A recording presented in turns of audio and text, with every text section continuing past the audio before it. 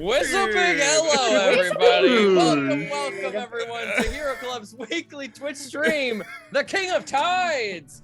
We're so happy to have you all today. Hey, big day for Hero Club. We released episode 6 of Brand's Bargain today. Give that a listen. Let me just think. I think we've got 1, 2, 3. Many of us, except for Hannah, sorry, Hannah, your character has had their arc concluded in Brand's Bargain. But the rest of us are in that episode, and you should listen to Hannah's amazing character that she gets to play for a few episodes in the beginning couple.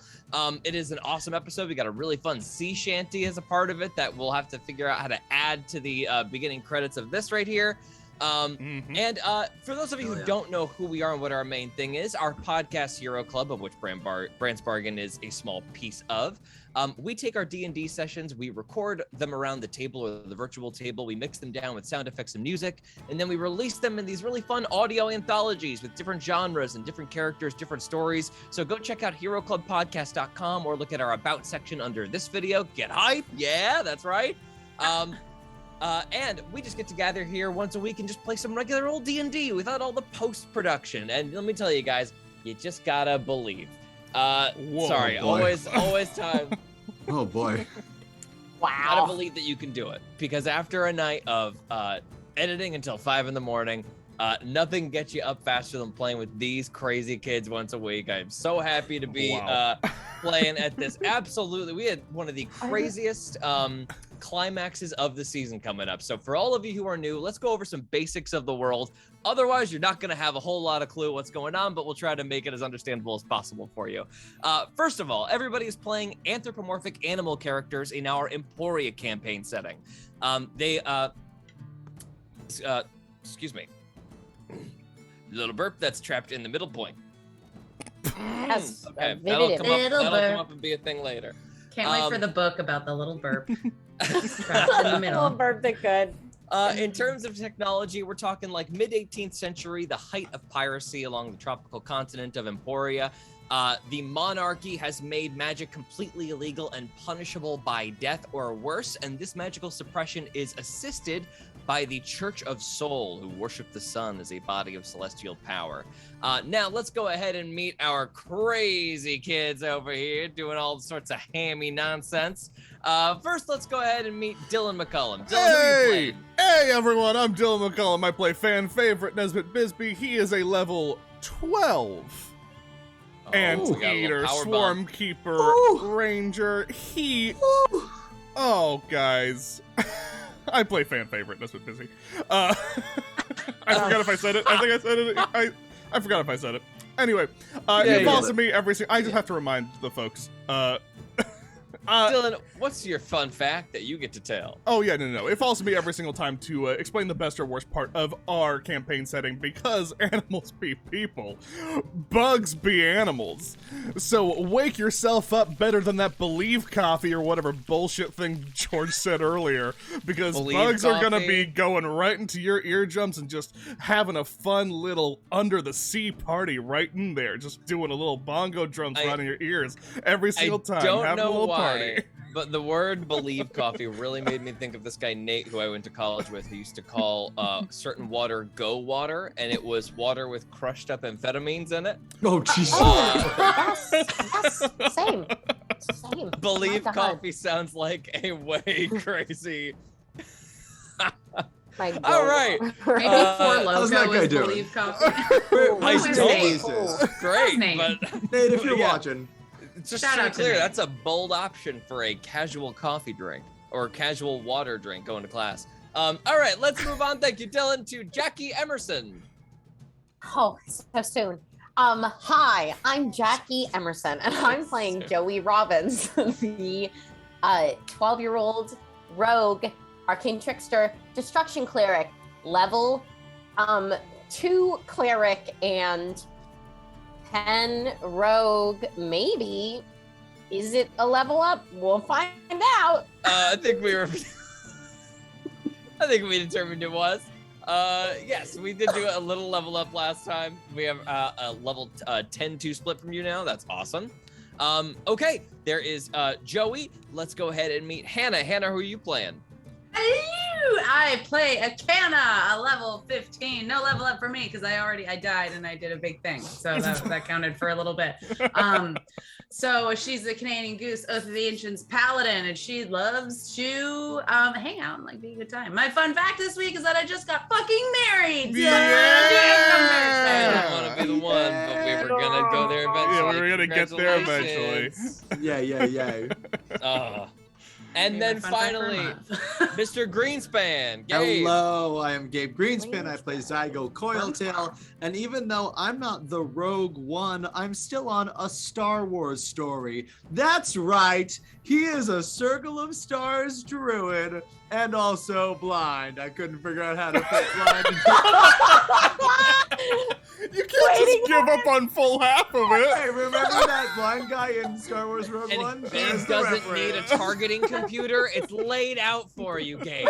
Yeah, cool. Listen, I'm a level 12 chameleon Circle of Stars druid, and I'm just happy to be here. Oh, man. Gang, it's Wow. gonna be a weird one tonight. Let's do it. Oh, God. So, let's do a little recap.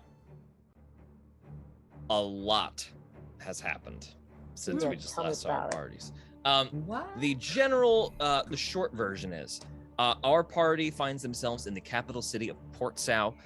Currently, the mission that lies before our party, that the most immediate task, is that there is a massive storm that has been raging mercilessly along the continent, flooding civilization. Any towns or cities are dealing with absolutely overwhelming amounts of rainfall. Specifically in Port Sao, there's a section of the city called the Trough bordering the ocean that is filling with water to such a degree that the entire neighborhood of community of people is becoming completely uninhabitable. So Captain Marin, the pigeon woman who is in charge of the Emporian forces in Port Sao, the garrison there, who appears to be sort of working against the interests of the crown for the benefit of the people, has taken all of you as sort of secret wards to kind of protect under the city and also hire to do whatever you can to remedy this problem.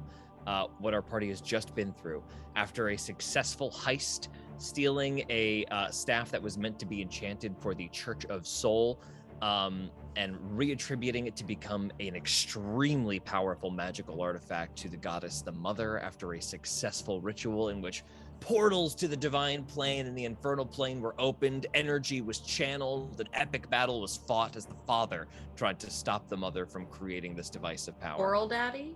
Do we mean Coral Daddy? We mean Coral Daddy. And Coral Daddy. Go to the VOD, check out what Coral Daddy means. It's pretty clear right away. We get really hooked on it and don't stop hitting that beat. Coral Daddy lives on. And another member of our party was separated. On a more serious note, we are going to pick up outside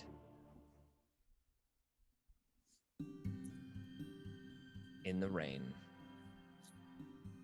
Joey, having just escaped a trap that was set to specifically capture at least your mother and potentially you, was partially successful. Horus Niles, the Slayer of Sorcerers, the Crown's #1 go-to magician hunter throughout all of Emporia, traps you and your mother, corners you and your mother in a basement layered with anti-magic stone. Your mother was not lucky enough to make it out, but she was able to make it so that you were able to get past that line where the magic was being restrained, allowing you to go invisible. Use the spell Suggestion to send the last person looking for you, Rudy Smith, the actual blacksmith for the Emporian army, sent him on his way, allowing you to retrieve your mother's body. She's a small woman like you. Coyotes don't get to be much bigger than you are now.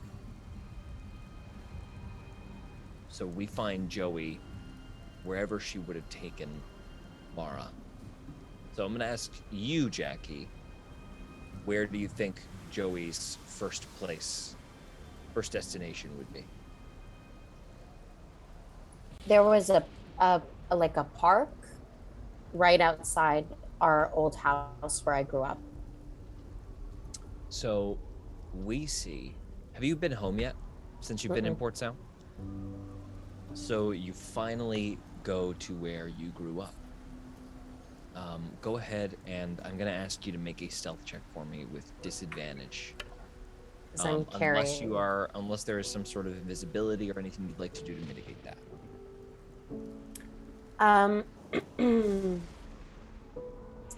I will not. Nope, because spell slots are low. So that's a 23 on stealth. 23, okay. Yeah. So you just very silently let... Disadvantage? Oh, I forgot. I Oh. didn't know what to yes, that is a 23 with disadvantage. Yeah. Hell yes. So in that case, we just come upon that overgrown now park by where you grew up. Conditions here are worse than you remember. A lot of the houses are falling in on themselves. Some of those, especially at the upper floors, a lot of rain damage has been done. It looks like people have kind of like left a lot of these domiciles.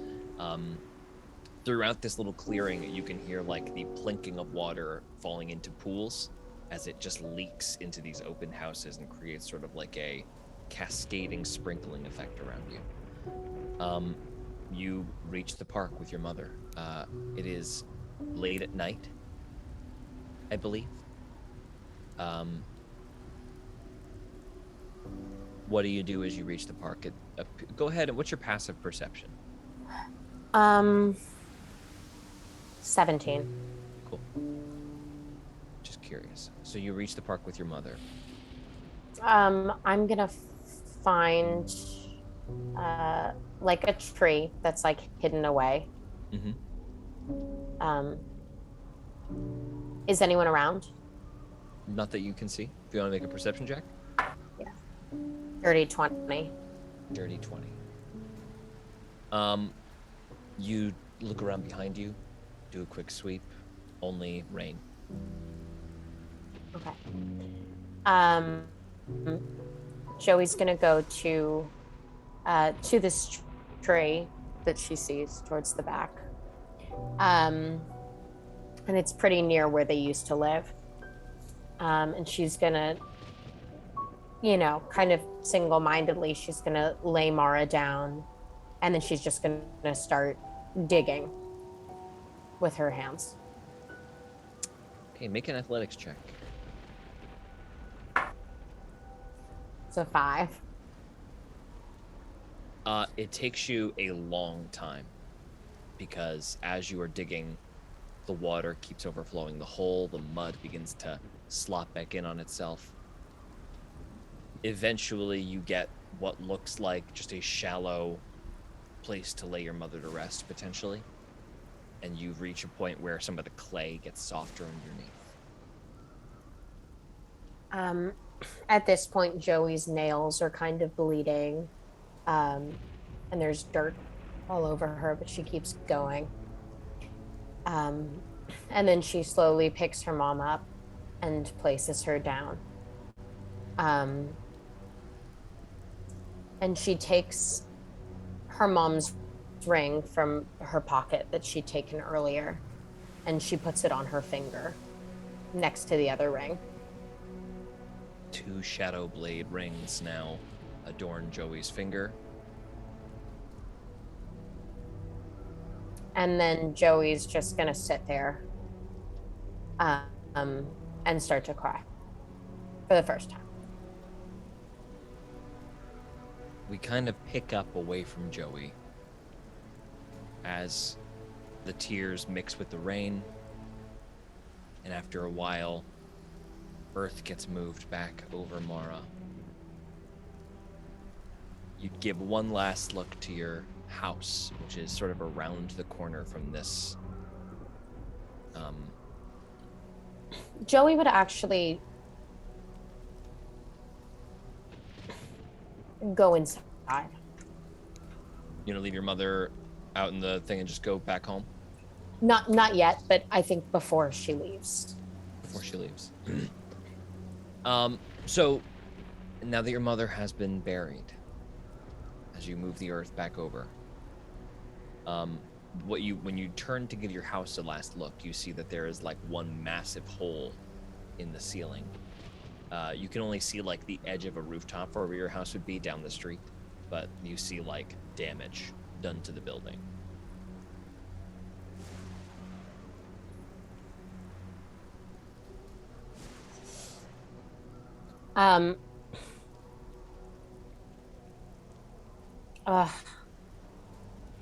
It's just killing me because I want to mark the grave, but I would have done it with the dagger. Are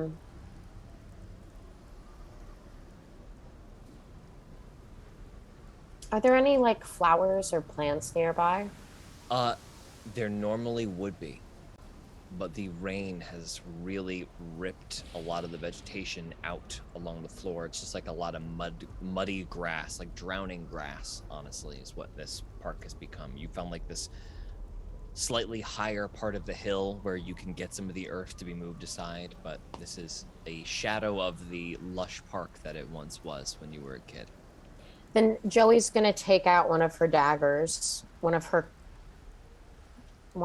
tough daggers, and she's gonna go over to the tree. And she's gonna right towards the base near where her mom lays. Carve MR.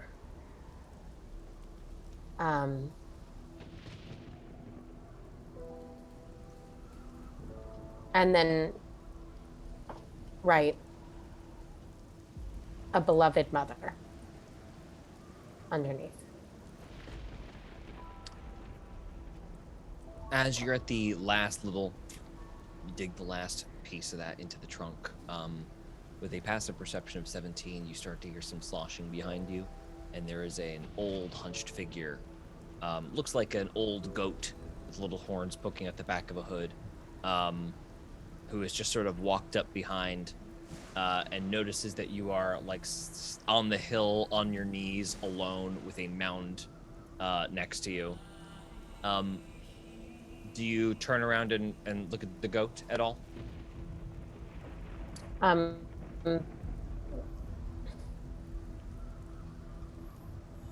Yeah, but not really. This simply has like a weird, maybe quick moment of eye contact, but whoever this goat person is just sort of like stands up a little bit like, oh, I've interrupted something a bit, and heads back the way they came,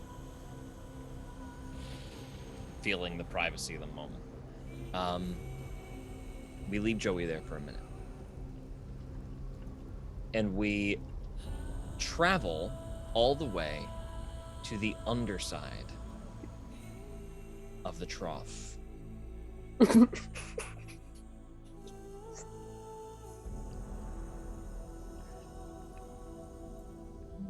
Below. Sorry, everyone. What's happening? Sorry, I think I made Jackie laugh. Such an emotional moment. Sorry. Oh my god. Sorry.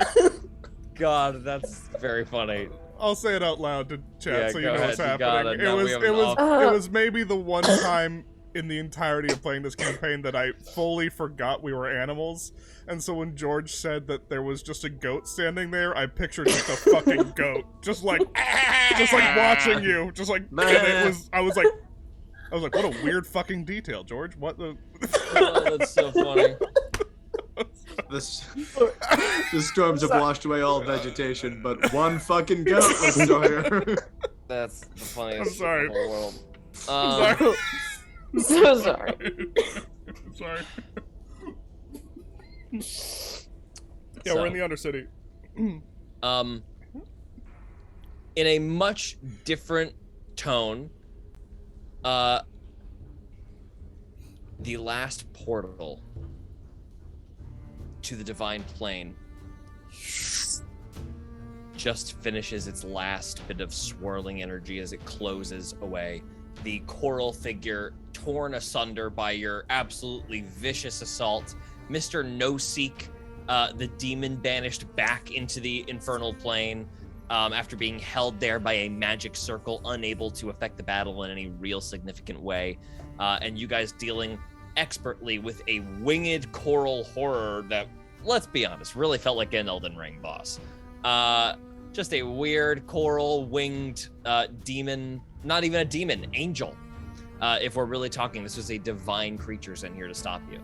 All of those have been dismissed.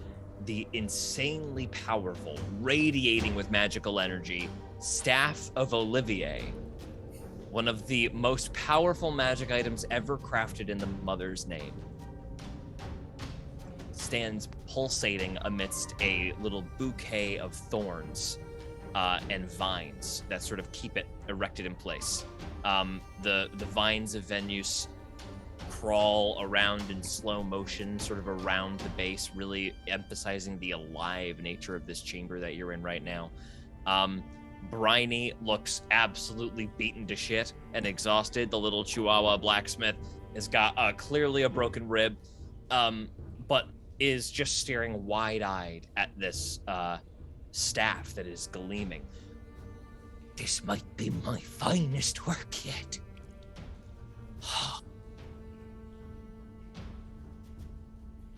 You all did a wonderful job. Good. Look at what you've done.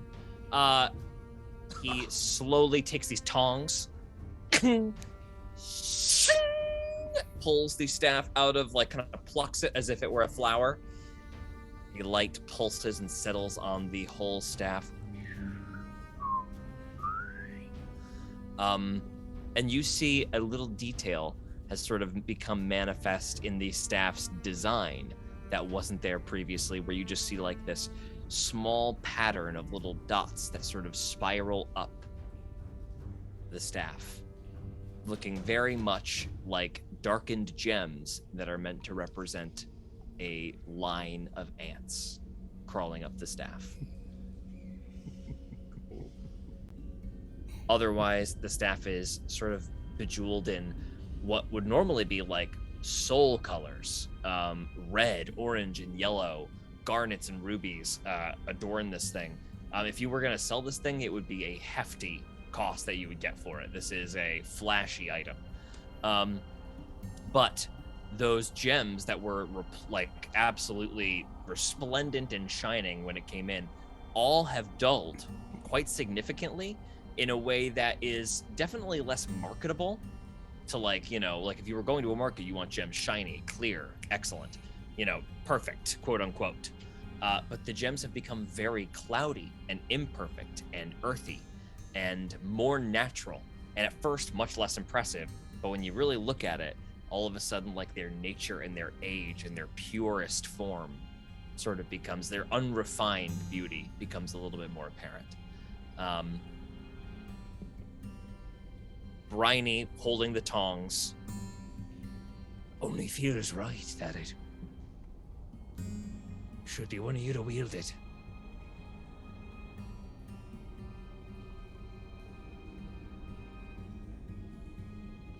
Briny doesn't know who to give the staff to. Briny holds this item here. Looks like this would be used by someone channeling divine magics, so which one of you does that? Akana feels a little tap on her leg as Zygo's tail just kind of like beep, beep, beep. I think I will take it. Right. He hands you the staff, which, as we know, is not only a magical staff to be used as a holy symbol, but is additionally a quarter staff, which can be used as like a magical weapon. That said, I believe we talked last time about your axe maybe getting passed down to a different member of the party. Is that correct? Yeah, I kind of forget. Zygo reaches for the axe, of course. Of course, this is his moment. I've always wanted this. I believe we were talking about maybe giving it to Zaza. Yes. Do you want to go ahead and make that exchange right now? Sure, because I'm guessing I have to atone. Jesus, Attune. attune. You must atone! We did atone. Now we Yeah. attune. Yes, now we get it. Yeah, I think that makes the most sense. Okay. Good to know. So you and Zaza have that exchange, which maybe we can role play later when Natasha is with us, and after a couple of weeks, she's away shooting right now. We love you, Natasha. Love you, Natasha. She's not gonna watch this. Not a fucking chance. You're right. She's probably way too busy, actually. But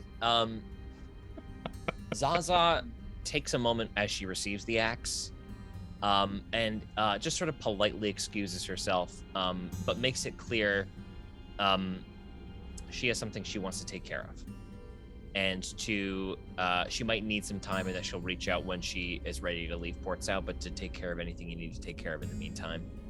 I'm assuming she says it by saying I have to go to the bathroom and then runs away from us. She says what she says is probably I have to go to the bathroom for a couple days, and then she leaves. And then she leaves. Zaza. But she says that we should not leave Port Sao without her. You said.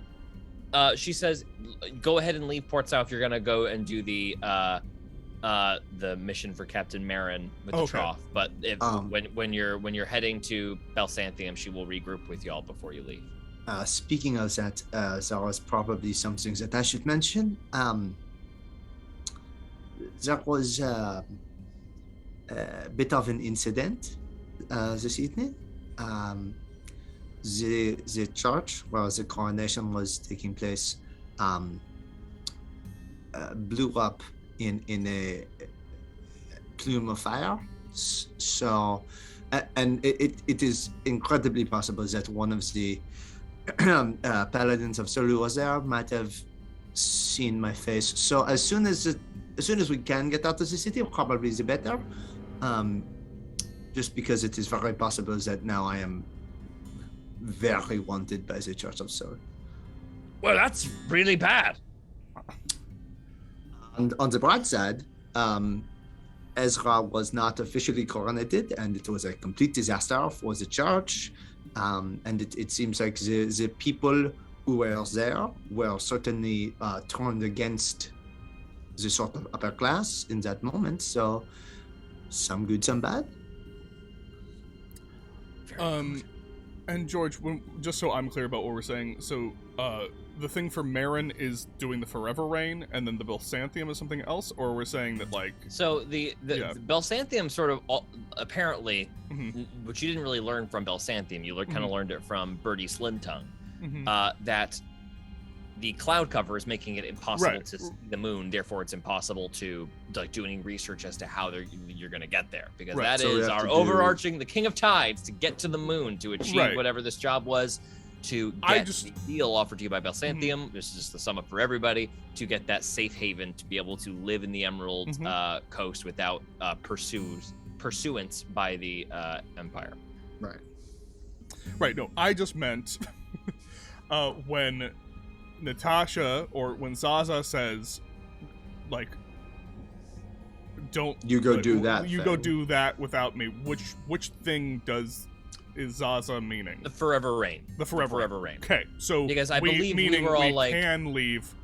Yes, we can leave technically now. Is what we're saying. You can leave now if you like. Without, but we need to get Joey and Sven. You need to get Joey, and also you would need to come back here to get like your ship and like all your stuff, potentially, which would be probably another use of that wind walking spell that Zygo has been implementing. I believe she was privy to the conversations. Like, hey, we don't need to take Captain Marin up on her transportation offer because we can turn into gas and fly to the mountains because magic. You know. Speaking of finding Joey, as things have sort of quieted down, Zygo would probably take a moment to, realizing that he told Joey to be back at least a full day ago and she has not returned, he is going to attempt to scry on Joey. Okay. Now, I think right now we have finally sort of synced our times. Is that correct? Probably give or think take, so. we're in about the same I time. think where we're gonna find Joey now. Because Joey, well, here's the problem. You go to scry Joey, and you are magically prevented from doing so. Right, because she has the non-detection Got thing that 2 Mara had. non-detection rings on her finger right now. Right. Yeah. So immediately, you are magically blocked from scrying her. Right. I cannot find Joey at all. She could be anywhere in the city, so hopefully she knows to come here. Or should we go back to the house that we were at and hope that she will show up there? Well, the house was inside. The house was inside the city, right? Inside the city, right? So Everyone, you look over and Briny is at a periscope that looks above ground because you guys are down like in an elevator, and you just look through a periscope. There's someone outside. is that the Looks like a short fella. Looks like he's some kind of mouse fella. Sort of looking around aimlessly around my shop. Mouse? Hold Do we on, know let me about? think if I'm seeing that right. Oh, nope, never mind. Can't make out any details. All right, seems to have left. Oh, he's left a note. Okay, he's left a note. Oh, Was that? oh. And now he's gone. All right, well, sorry about interrupting. Continue. Maybe that's just the mail. Should we go investigate what that could be? Probably nothing. No. Was that Vivian? That's the only mouse we've known. Oh, wait, Certainly wasn't the the only one I have met. wasn't no, there was another mouse as well with the guard. You're remembering Oliver. Now that we've been talking so much about Olivier, that's very funny. Oliver, Captain Marin's valet. Mouse, yes, valid. Like her, she is like a captain. He is like probably like a lieutenant or something who is like her attendant. Either way, that seems like something worth seeing, and then perhaps we should rest for the night. I do not know how you are all doing after that combat, but I could use a good night's sleep. I'm not doing great, and now that we're thinking about it, I'm gonna go ahead. How's everyone doing for health? Oh, I have the 20 hit points that you boosted me back up to after I was unconscious. Great, Nesbit, you're fine as always. Or Health how are you doing? full. Spells Okay. not great. Okay, I'm going to go ahead. Zygo, you go ahead and take 10 more, All right. and then I will boom myself 20 as well.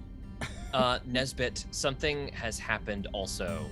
As you are cradling the what is the crossbow called? The tendril? The tendril of Venus.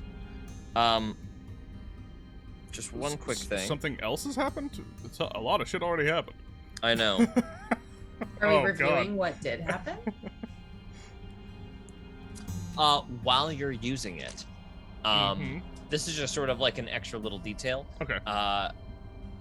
You having like kind of like let it go a little bit now, realize that a vine had wrapped its way around your wrist and like anchored itself in place. And the second Ooh. like you let your trigger finger go, the vine went slack. Oh. Knowing that like this thing relinquishes, you're probably not going to be able to be disarmed of this while you're Disarmed. using it. Yeah. Oh, Awesome. Oh, cool.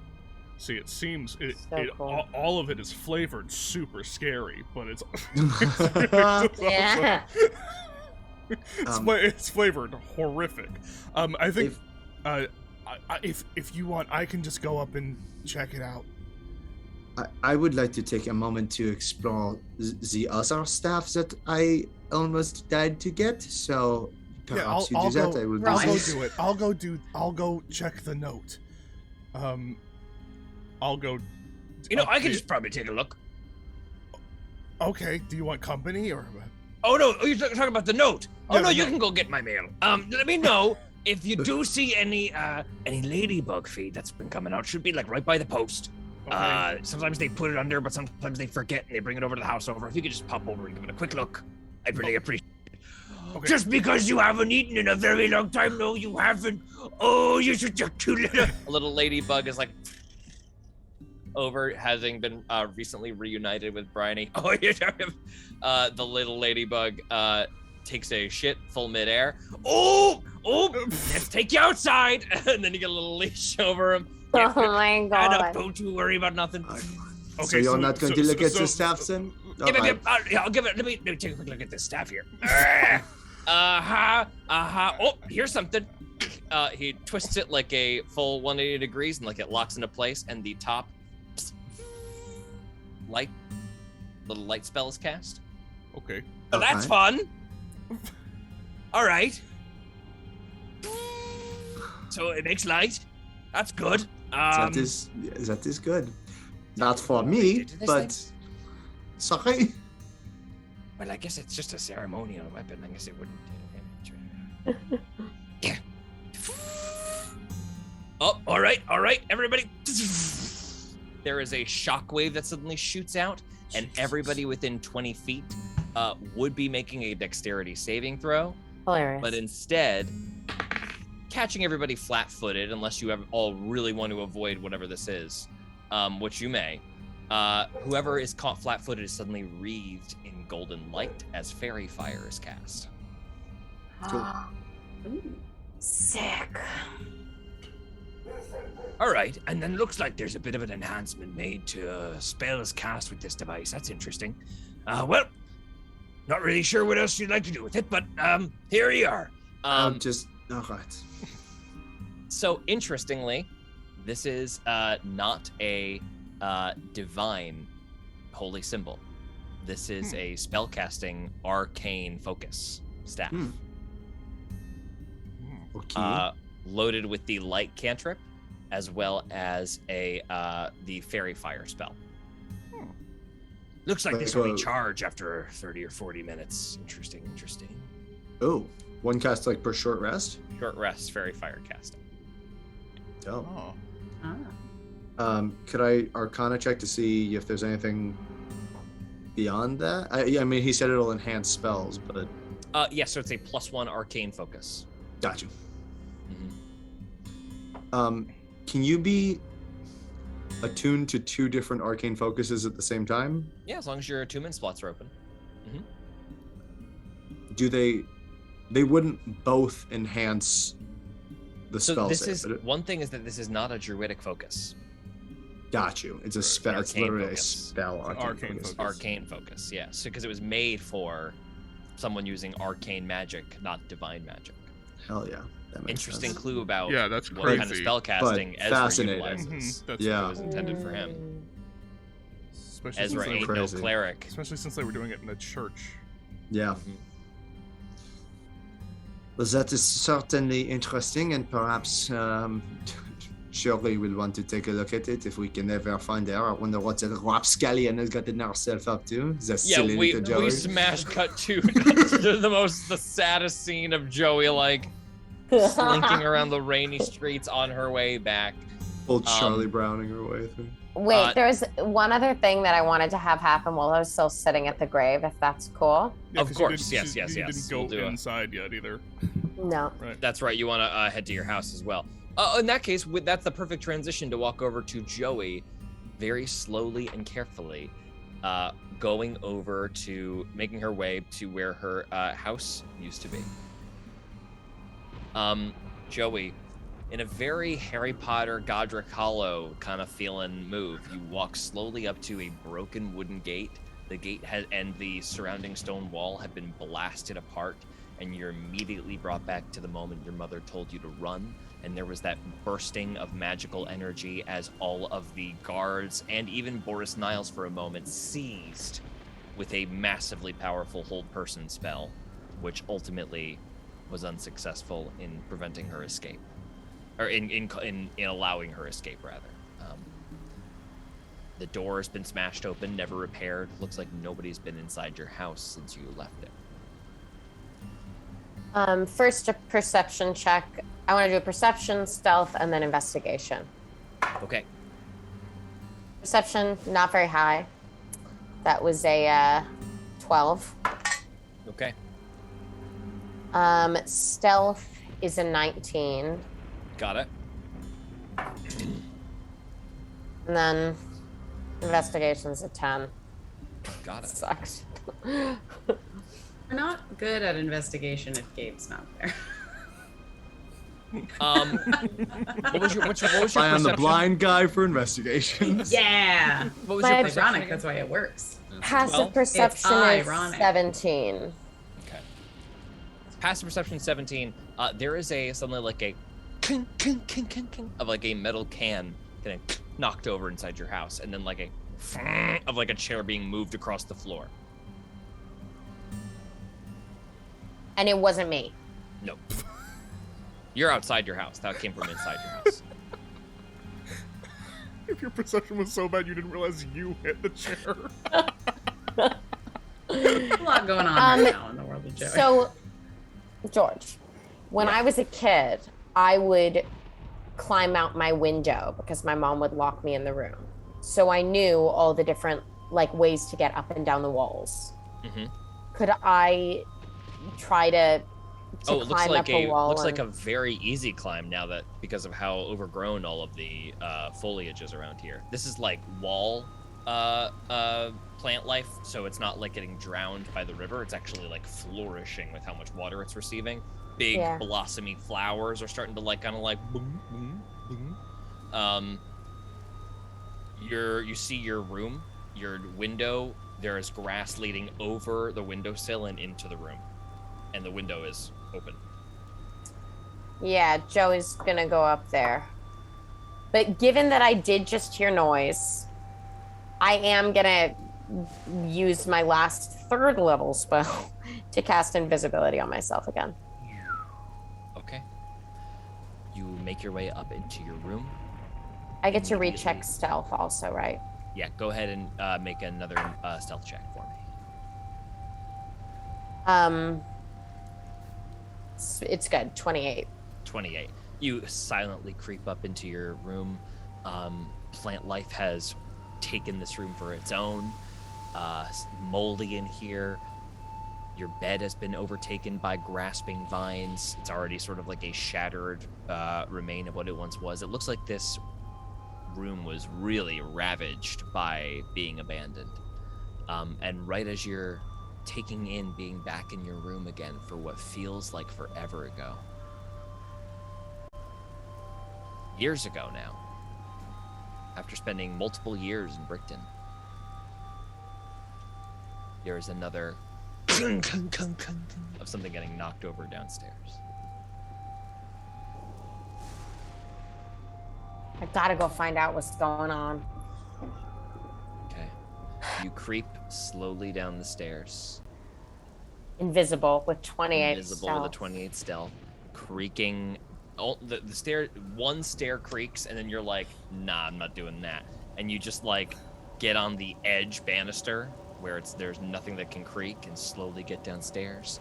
A chair clearly gets overturned downstairs. Go, go, go, go, go, go, go. You stop and freeze. And then with a passive perception of 17, as you're about halfway down the staircase to get down to the main floor, there is a movement at the corner of your vision. Something large moves past.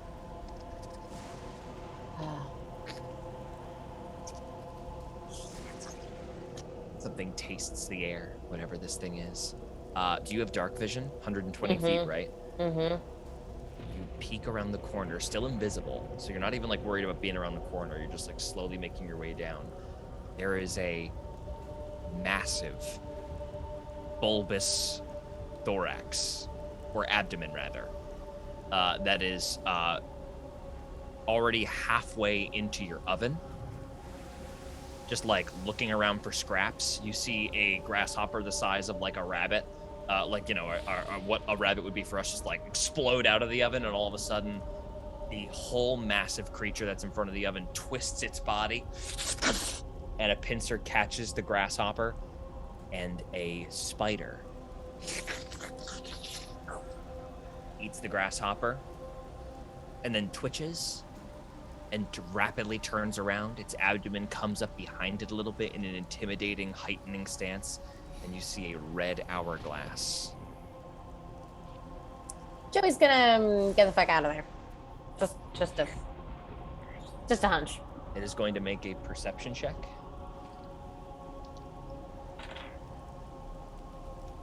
It moves past you into another room as it gets disturbed by like a creaking that you don't anticipate, and then shoots past you, kind of up on the ceiling and around. Fully like goes up the ceiling around into a different room of the house, and then you hear, make a nature check for me. Hear that. 9. You hear what sounds like a rope snapping, and then you hear some high-pitched chittering, and that's all you hear. Yeah, once again, Joey's gonna back upstairs, leave the room. Okay. The only thing is, Out of there. You make your way back up the stairs, back into your room. is there still like a chest of drawers or something like that? Or would Yes, it have there been is. eaten by time? No, yeah, it's there. Joey, as quietly as she can, opens up the drawers looking for an old photo, anything that might still be there. Okay. Roll, let's have this be either a perception or an investigation check. Let's go with perception, and that's a 19. Everything that would have been personal to you has been taken. You see some telltale signs of this room having been tossed over a few years ago, probably. Drawers are all pulled out and broken, all the doors have been opened, everything. There's some useless papers kind of rotted and laid out on the floor, but otherwise it's been really like totally taken over. A fury starts to overtake Joey, because at this point it's really, she's seeing that everything has been taken from her, and as she climbs out the window and slides down a vine to the ground, still. So really quick, right before you slide down, Yeah. Oh God. in the tree that is bordering like your house, there is a big fat spider web, just like perfectly catching rainy dew, kind of held sort of dry by some overhanging canopy, and sitting in the middle of it is a spider that is that's sort of smaller, a little bit more closer to like the size of your hand, but similar like shape, and has that similar red hourglass. And as you're at the window, there is a shuffling up the stairs.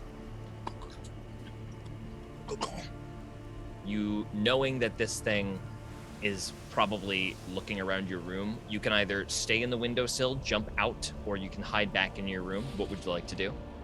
Jump out. You jump out, and you see this massive black widow spider reach out the windowsill. And then, as you're looking back at the spider that's in the small web, you just see a rather large barbed leg reach out of the windowsill to the little spider web, and then the small spider crawls down it, crawls onto the leg, wrapped its legs around the larger leg, and the leg retracts inward, disappears back into the house. And you realize that maybe this house is a home to something or someone after all. That was disgusting, but beautiful, I guess. Joey turns around, raging. And I think a little probably a little taken aback by that, and also emotional because it's symbolic of all that she's lost. And as she, pulls up her hood and starts to walk in the rain, she clenches her hands into fists, harder and harder, and the nails, the sharp nails that are lined with dirt and caked with blood from before, puncture the skin in her paw. And as the blood drips down from that, it hits the tattoo of the jellyfish, and it all of a sudden flares a bright red.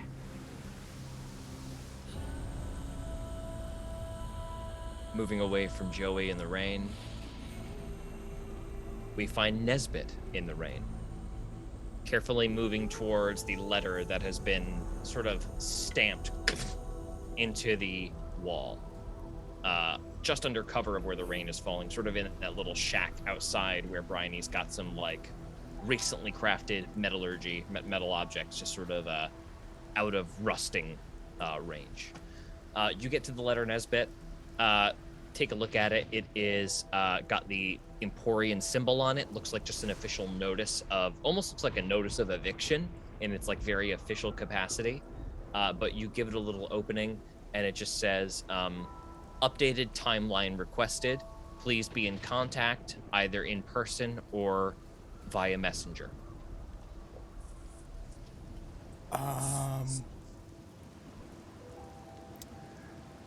Nesbit looks to see if there's any feed.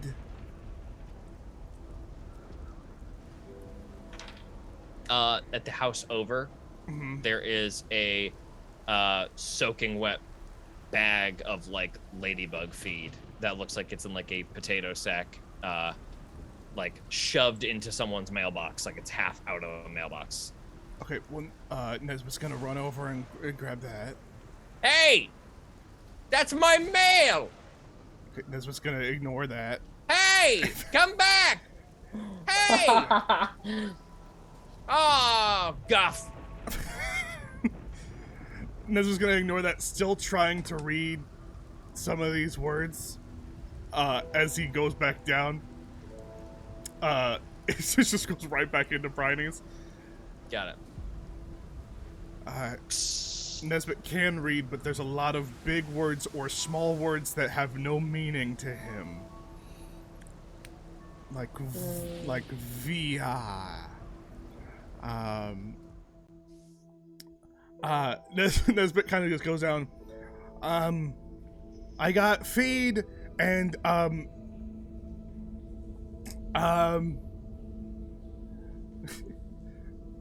Akana. Can you read this Sure. to me? Okay. Took me a second while you asked me and not Zygo, and then I remember Zygo's blind. He can't read. It took Nesbit a second to realize why he would ask anyone but Zygo to do anything. Akana will take it and read it. Aloud. Mm-hmm. Thank you. Bryony, is this for you or is this for us? Do you get notices from the guard when you need to make them stuff? No, he shows up with 9 beasts who are a lot bigger than me and usually trashes the place and makes a big show about how I've not hit quota even when I am beyond quota, and it's a real guff show. I'm really happy that we got your ladybug back. He's a really... Yeah, I am too. person. He's getting tickling my neck. Stop it. Stop it. Sorry. Sorry, can you read the note one more time? Whoever was reading the note in real life, just so I can hear that it message was again. just that a updated timeline is requested. Please be in contact in person or via messenger. Got you. Okay. In just general insight, a lot has happened in the city. Things are not cool in the city right now. A major event from the church was basically just bombed. Mm-hmm. Things are bad in the city right now. So if there's anything that's going to happen, it's probably got to happen now, and it's probably not very safe for you guys right now. Right. We have the message Niles knows at least Joey and Mara are here. We have the We message bug. we don't know that he knows that, but yeah. That's right. Well, we should probably, now that Bryony has said that, Bryony, you should probably not be here anymore. Oh, I'm already packing up. Okay, should Bryony come with us to where we're going, or? Probably, it's probably the safest place for him to be. I think that was what the plan in the first place, right? Like we get the ladybug and he comes with us. Right, but that was before we had to go to deal with the Forever Rain, wasn't it? The only other place where we would be safe would be on our ship, perhaps, but I do not know even if that is going to be a haven for much longer. Well, are we taking the ship, or no, we're not, right? Well, where are you meeting? We had not decided on that place, but Brani, are there any large trees around this area? Sort of landmarks that we might be able to congregate around? Oh, sure. Right now what I'm thinking is a big tree, you said, right? Sure. Well, I mean, technically speaking, Venus is not sort of a tree, but is a massive plant. That would work. Yes, that would work. Hold on. Sam, help me with this big stone here. He's going to need everyone's help to move a massive slab. You guys all get down and just like move a stone, and a perfectly coiled Venus tendril is in the floor like a spiral. Oof. Ooh. As you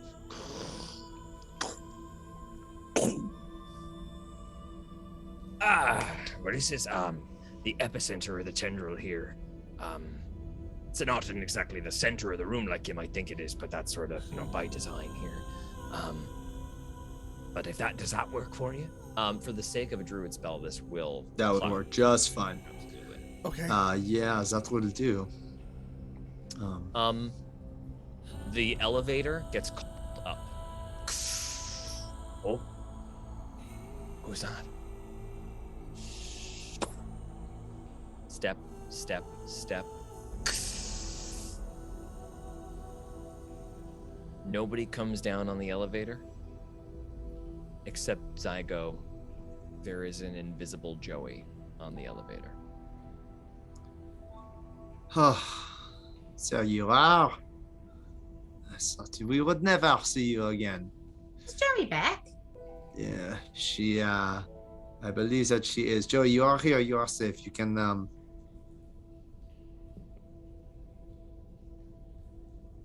Joey. The invisible form just sort of stays standing there. The only reason you even know anyone's there is that there is water dripping off of a point in the middle of the air. Okay. Well, where's Sven? He is not here right now. Okay. And neither is Mara. Joey, where is everyone? Joey drops the invisibility. You guys see blood all over.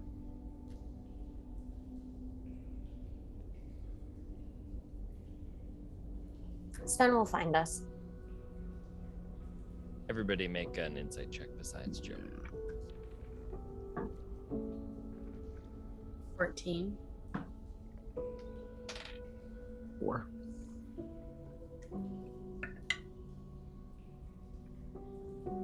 Uh, 15. Joey, how hard are you trying to mask what's happened? Or are you just sort of stunned? I think it's more that. It's like, there's no fucking way I'm going to talk about this. 14 and 15 is definitely enough to feel like something is very wrong.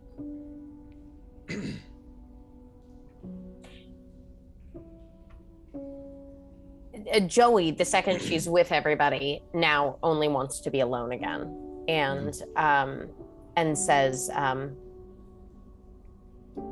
"Okay, we'll meet back here, but I'm gonna go find Sven." And she immediately Joey, wait. Can I go after her? Yep, you hop on the elevator as it's going up really quick. Yeah.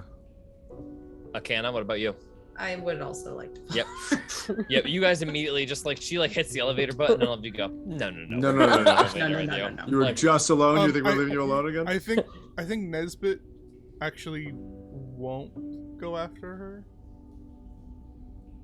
I think Nesbit won't and will stay back and feels and just will pull out that like scarab, like not the little beetle message thing. Just be like, I doubt we're gonna get to where Marin is, and just start like thinking of a message to send to her while they do this. Nesbit Bisbee. You have proven yourself immensely competent. Well done. You are indeed worthy to bear my tendril.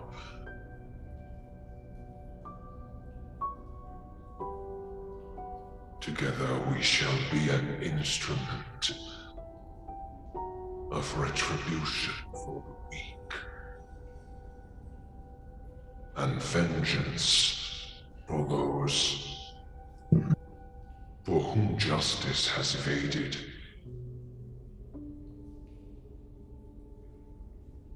It would be an honor for you to travel along my synthesis.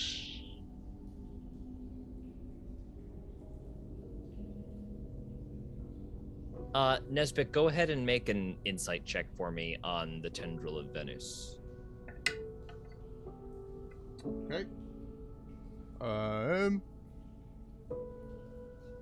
Dirty 20. You get a very so obviously the mother is in charge of this sort of subsect of this pantheon, right? The mother, and then there are three aspects: Rota, Venus, and Synth. Venus's vibe is very much the feeling of like a protective older brother who is not in charge. Right. So not somebody who's calling the shots, but somebody who feels very protective of somebody for the softer nature of themselves, right? Because then you've got Synth, which is like the healing nature of the mother. That's definitely like a little bit more on theme. Venus feels kind of like antithetical a little bit. And then you kind of like remember this feeling of like in a tribe or in a colony, there are those that do what must be done when the others can't. Right. And you feel a very strong kinship in that moment to Venus, who also seems to have found some comfort cradled by you in the form of this crossbow, which now bears 3 separate layers of triggering mechanisms. One with a already growing back immense black bolt-shaped thorn, the other with sort of a poppy seed jammed into a little almost like a little magical canister. You can see like the puffiness of like the poppy flower kept within as it's sort of shielded with a little needle at the end. And then of course the regular crossbow bolt with the grappling hook latched into the bottom, also of wretched meaning like not wretched, wrought branches, creating like that grappling hook shape. And the tendril of Venus gently pulses as you stare down into the coiled vine. Meanwhile, as the elevator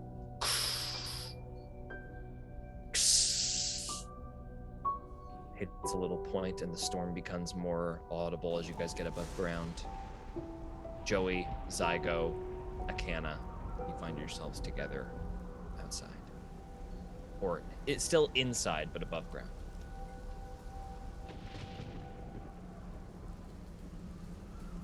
Akana just kind of wants to give Joey a big hug because she, I think, knows what's going on, and it's purely not in a like,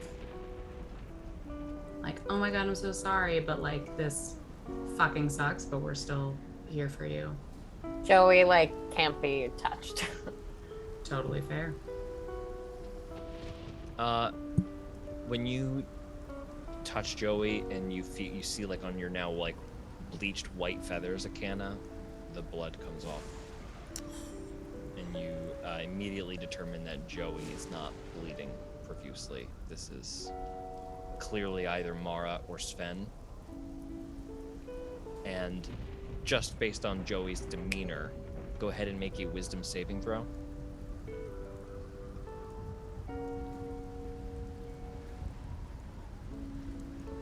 Does Joey look injured at all? Joey, you missing some HP? No, Joey does not Just a lot of spells. So like exhausted. Okay. 24 wisdom save. You just reach back gently into that divine sense in the back of your mind, and you know intuitively that Mara is no longer on this plane.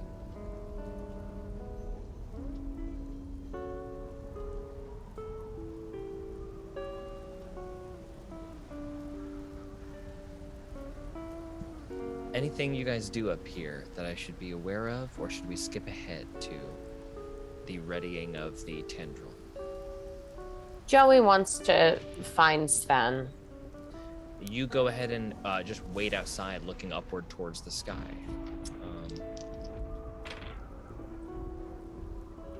You wait for how long? Hours, however long. You're out there for 30 minutes and Sven is still not back. Joey Zygo's does- just taken up a seat next to Joey, but hasn't said anything since he hopped onto the elevator.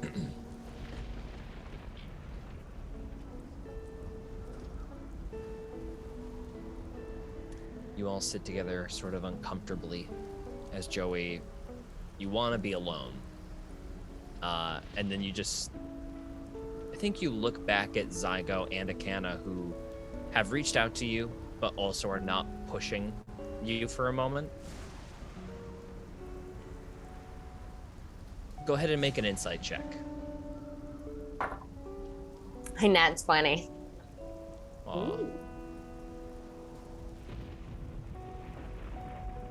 A little bit of perspective does not blot out the rage and the grief that you feel,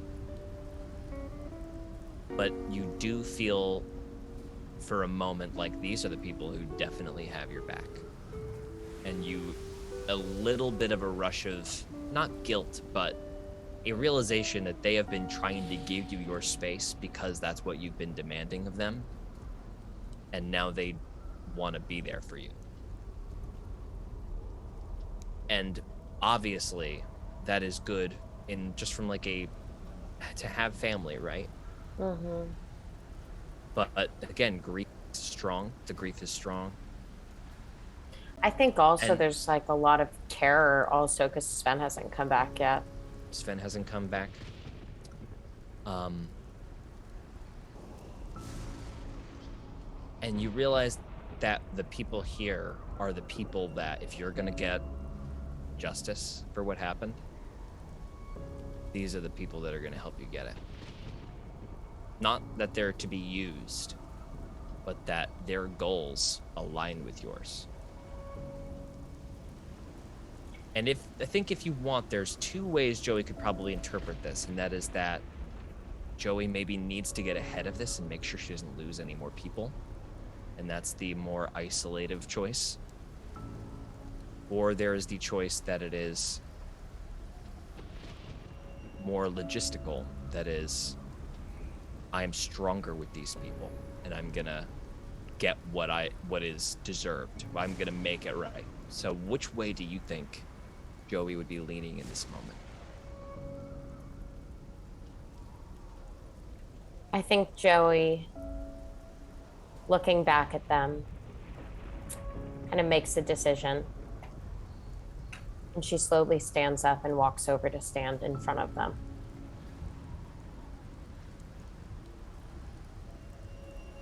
It was a trap. And then a cold fury overtakes her voice as she says, I'm gonna kill him.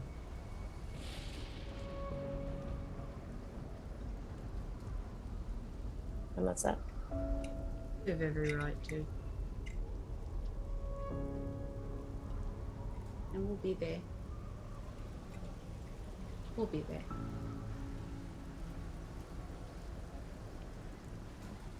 I know.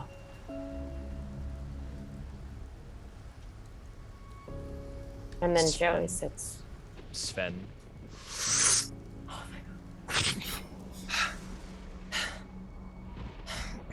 Hugs you. And Joey Fly. hugs him back. Fly gets cast.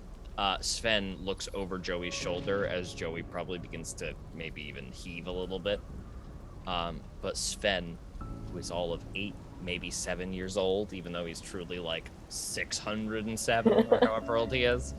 But there is not the childlike innocence behind his eyes that you've seen.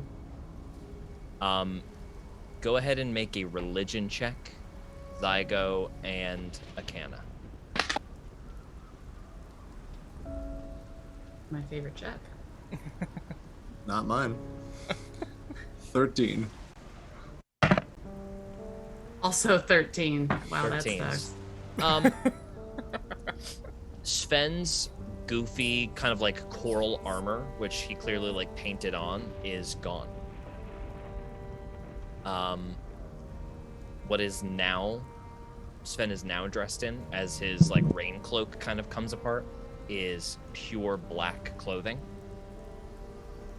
And then Sven takes a moment. I need to look something up really quick.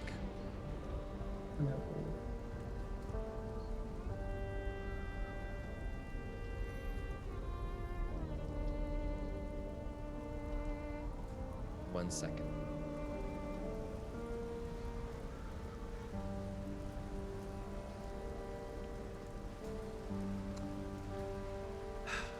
This is nice. So Sven takes a quick beat, and he gestures to all of you to go like underneath the cover. And then he takes something out of his back pocket, and it's a scroll. And he undoes the scroll for a moment, reads it really quick,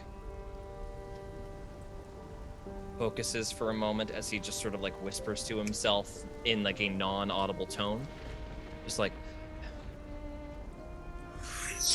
and then little markings around his eyes light up that kind of mean he is concentrating on some kind of spell that he gathers. And then he goes to grab a little piece of slate from just like a spare piece of slate on the workbench that Bryony's got. Takes a piece of charcoal and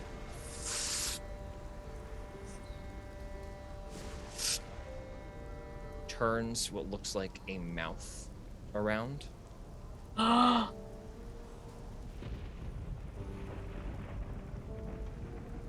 slowly the mouth begins to shift.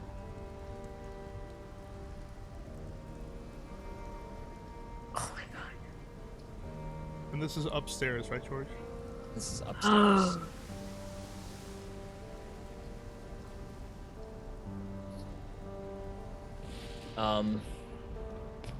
And it whispers. We'll stop them together.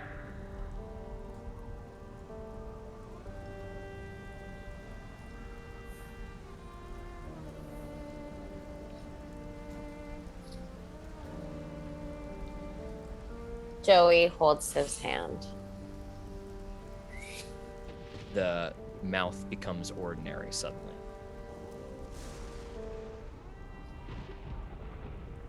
Let's take a little break right there. We'll be back as we get to the potential walk through Venice's tendril. Stick around.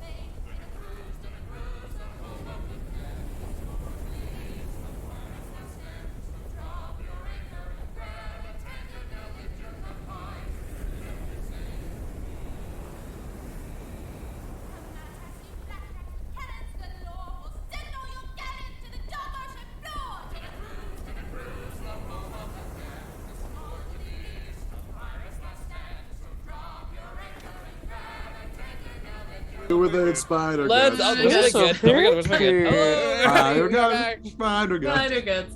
All right. Standing over the tendril of Venus, descending from the elevator, Joey, Zygo, Akana, Sven, and Nesbit, flanked by Bryony, all kind of just surround the coiled tendril of Venus and begin to make their plan.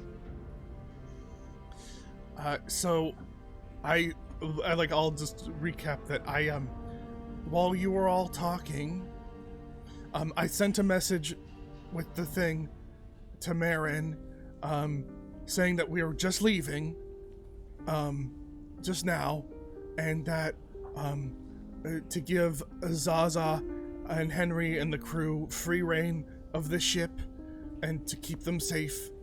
And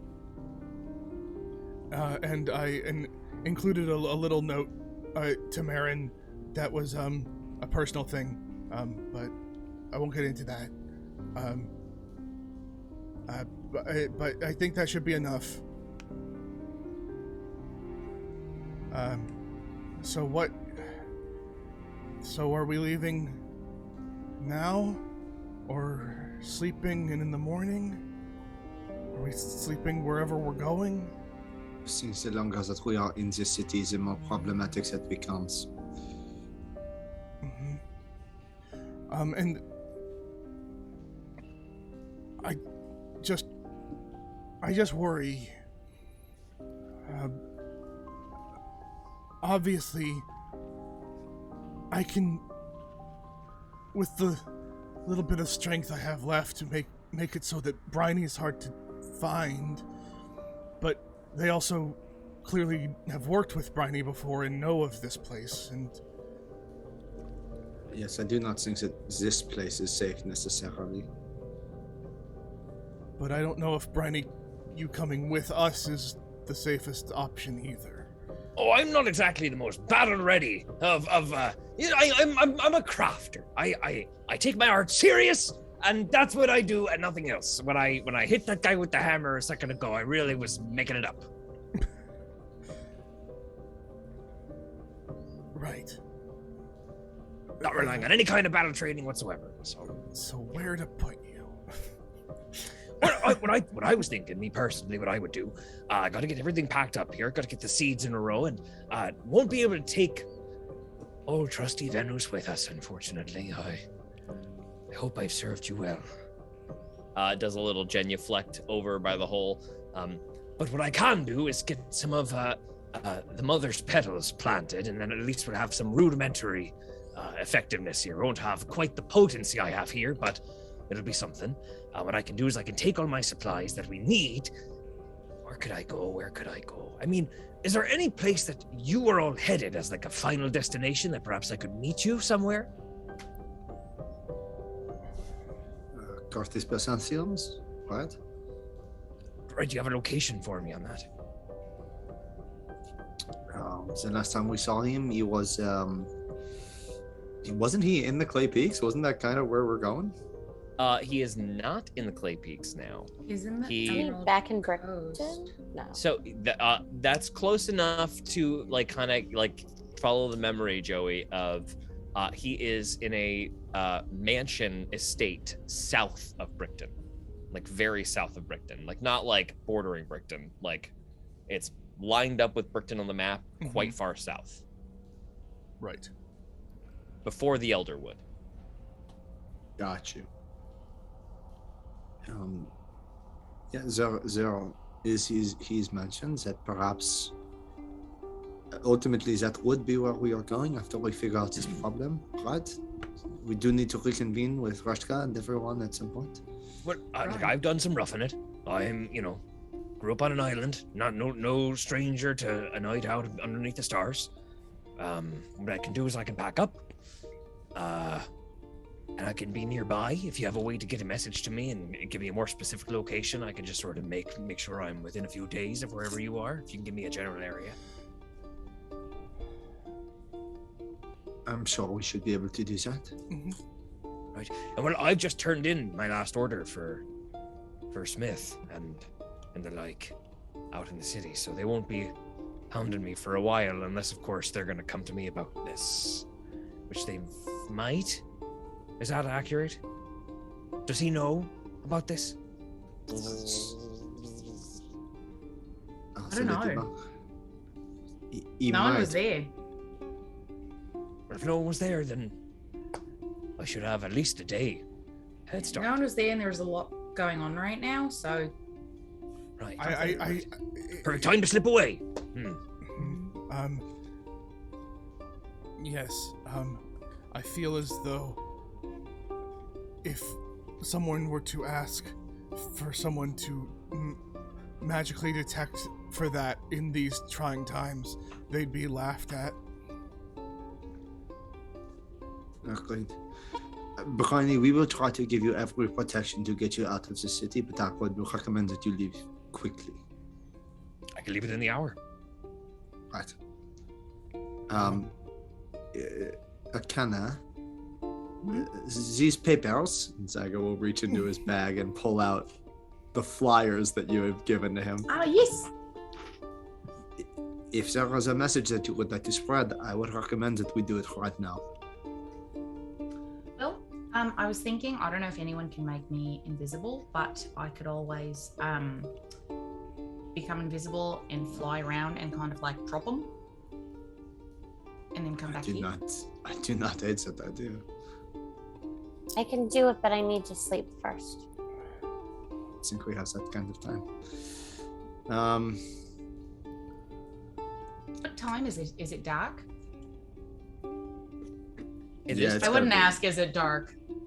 I would know, but You would know. what time You is it, just- George? You know, you ask that on your way out the elevator hole to see if the sun's out. It's like early morning, like 1 a.m. at this point. But Oh, if there was It's an attack, then are there people looking everywhere? Are they on high alert, Zygo? Very possibly. They were certainly trying to find me Oh, I won't as I take was anything. exiting the church. I won't take anything magical. I don't need anything magical. I just need some seeds. okay, it's good. Ordinary we were supplies are just fine for me. Ronnie, maybe you know this. When something like this happens in the city and people are on high alert, is there like high patrols? There might be very well be a few checkpoints. Aye. But you gotta remember, it's been storming for weeks, and guards aren't paid what you think they might be paid. The outfits are nice, but the salaries are middling at best. Right. You know.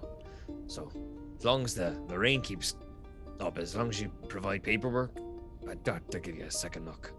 It's the soul priests you want to be worried about. They tend to be thorough. So I think I could probably still just fly around and drop it. But does anyone else have? This is what I think. We will wait until Brani is ready to go. Perhaps Nesbit and I can put some final precautionary magics around him to get him out of the city, and then Oh, wait, Akana, are you trying to disseminate a message like over the city? Mm-hmm. I made a little cartoon, and Akana is like very proud of it. All right, well, here's an idea. Feel free to say no. I've been working on something for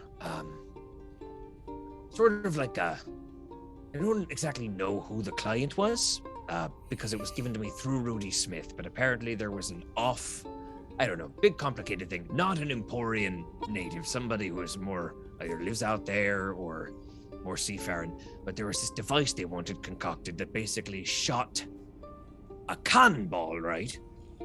But not horizontal like up in the sky to get over walls and such, sort of like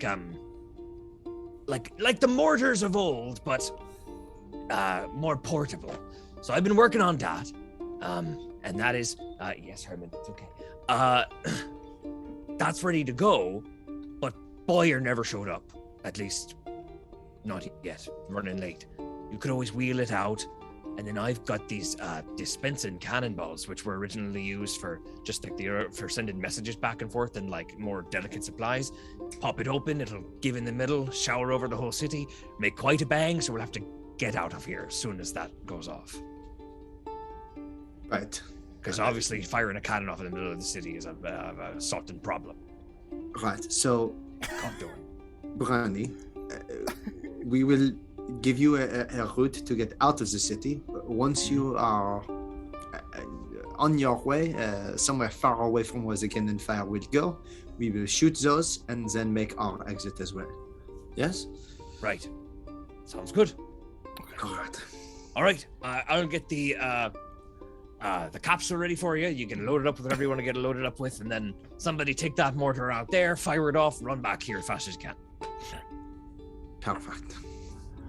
All right. Maybe we can have Zaza do that whenever she gets back from what. I could absolutely work that out with Miss Jekyll if you like. That's perfect. Because she is very fast. It'll take 2 seconds. Right, here. So you all head through there. I'll catch up with Miss Jekyll and I'll give her this. Great. She'll understand when I tell her what this job is, what's happening, right? Oh, she knows about this. Yeah. She knows about this, right? at least she does. She knows. If I tell her to fire a mortar off in the middle of the city, she'll do it. She won't.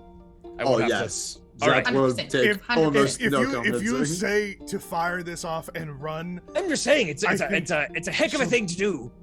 I think she'll do it with barely any questions asked. Especially if it's coming from you. Island girl after my own heart. Yeah. Do it first. Ask questions later. So before Bryony goes, I'll just go up to him and say, Venu said that you were a wonderful guardian. May they be with you. And my eyes will go bug, and vines will kind of spiral around, like these spectral vines will spiral out around Bryony as I cast non-detection, and they kind of just fade away. Okay, yeah, You so have about an 8-hour head start. Awesome. So Zyga will then go up right after that, hand on his shoulder. I have less of the pomp and circumstance, but do be careful, that's all. And with a tap onto his arm, I will cast Freedom of Movement on him. Oh. Oh. Oh, I feel loose. That is in hours, so All right, well, the faster time to you get can moving go, then, the right? better. Very good. What is freedom of movement for the folks at home? Or maybe Freedom of they don't know movement what that is? means he is unaffected by difficult terrain, which in a very sloshy city is probably not a bad idea. And spells and other magical effects can neither reduce his speed nor cause him to be paralyzed or restrained. It also only takes him 5 feet of movement to automatically escape from non-magical restraints, such as manacles or a creature that has him grappled. Finally, being underwater imposes no penalties to movement or attacks. Insane. He just starts ripping over all of his supplies that he would normally be crawling on top of to organize. He just starts loading stuff up in a thing. He's like, all right, you get going, I'll get packed up. Immediately just starts dumping stuff in a bucket behind you. He's just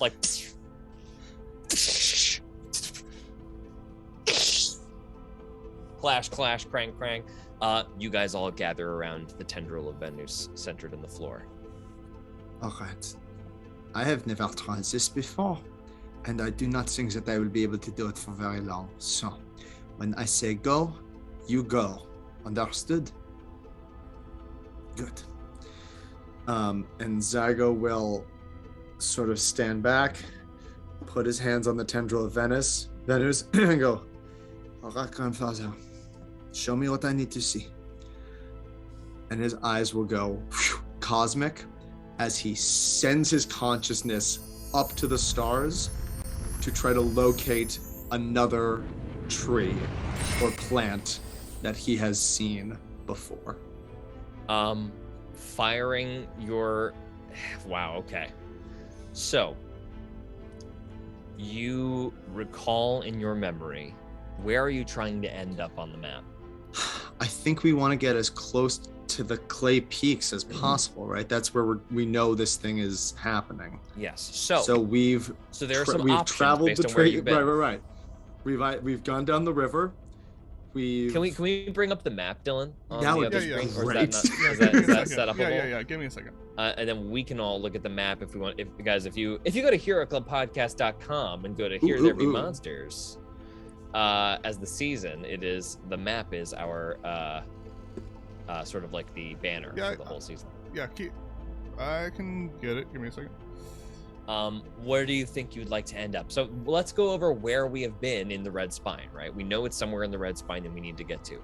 We have been east of Brickton in the Red Spine. We have then from there traveled like into the center of the Red Spine and then north up till like somewhere between like the center of the Royal Plains and Stillborough. So we've been kind of in like that middle section there. We have also, while traversing the river from east to west, been in the Red Spine up north there, down the Delta, that's right. So there's a couple of options in terms of where we'd like to be. Also, the Elderwood. Growing up in Salzado, you also probably have been near quite a few trees in your youth on the southern tip. So that's 100% within reason as well. We can also maybe like where the comet impacted might be close to where we're trying to go. And also, so like where the comet impacted on that river, you know that the rain has probably blasted a lot of trees out of there, but on the mountain, especially like where the asteroid, like where the comet impacted, there was a little like town certainly there, there was a little town there, and like especially like in that clearing where the trees were like ripped out of the earth with the impact of this comet into the side of the mountain, all of these like evergreen like pine trees that are just ripping into the clay. Certainly a couple of very like iconic trees spearing directly upward amidst that ruined landscape would probably stick out to you as well. Okay, my one question, and then I'll choose. When I scried on Ender, I only saw a cave, right? Inside I didn't of a see cave. any outside locations. You saw a dark exterior, which was like outside the limits of your scry. Got you. And okay. Obviously, you heard like rain and storm. Okay. What do you think? I'm thinking the near the comet. That's my thought too. So we're doing this, and Zaza is just gonna meet us there later. I think it might be that Zaza doesn't do this with us. I think Zaza that we probably come not back coming for this one. If not, I can always come back and grab her, but maybe. Okay. All right. I think the pines that we saw near the crash site of the meteorite is as Zygo's conscious sort of moves, like sweeping over the red pines and sort of going from place to place that he'd seen before, would zero in on the trees, the areas just near where that meteor crash landed. Okay. We come back to you standing over the tendrils of Venus that are just starting to very gently like roil.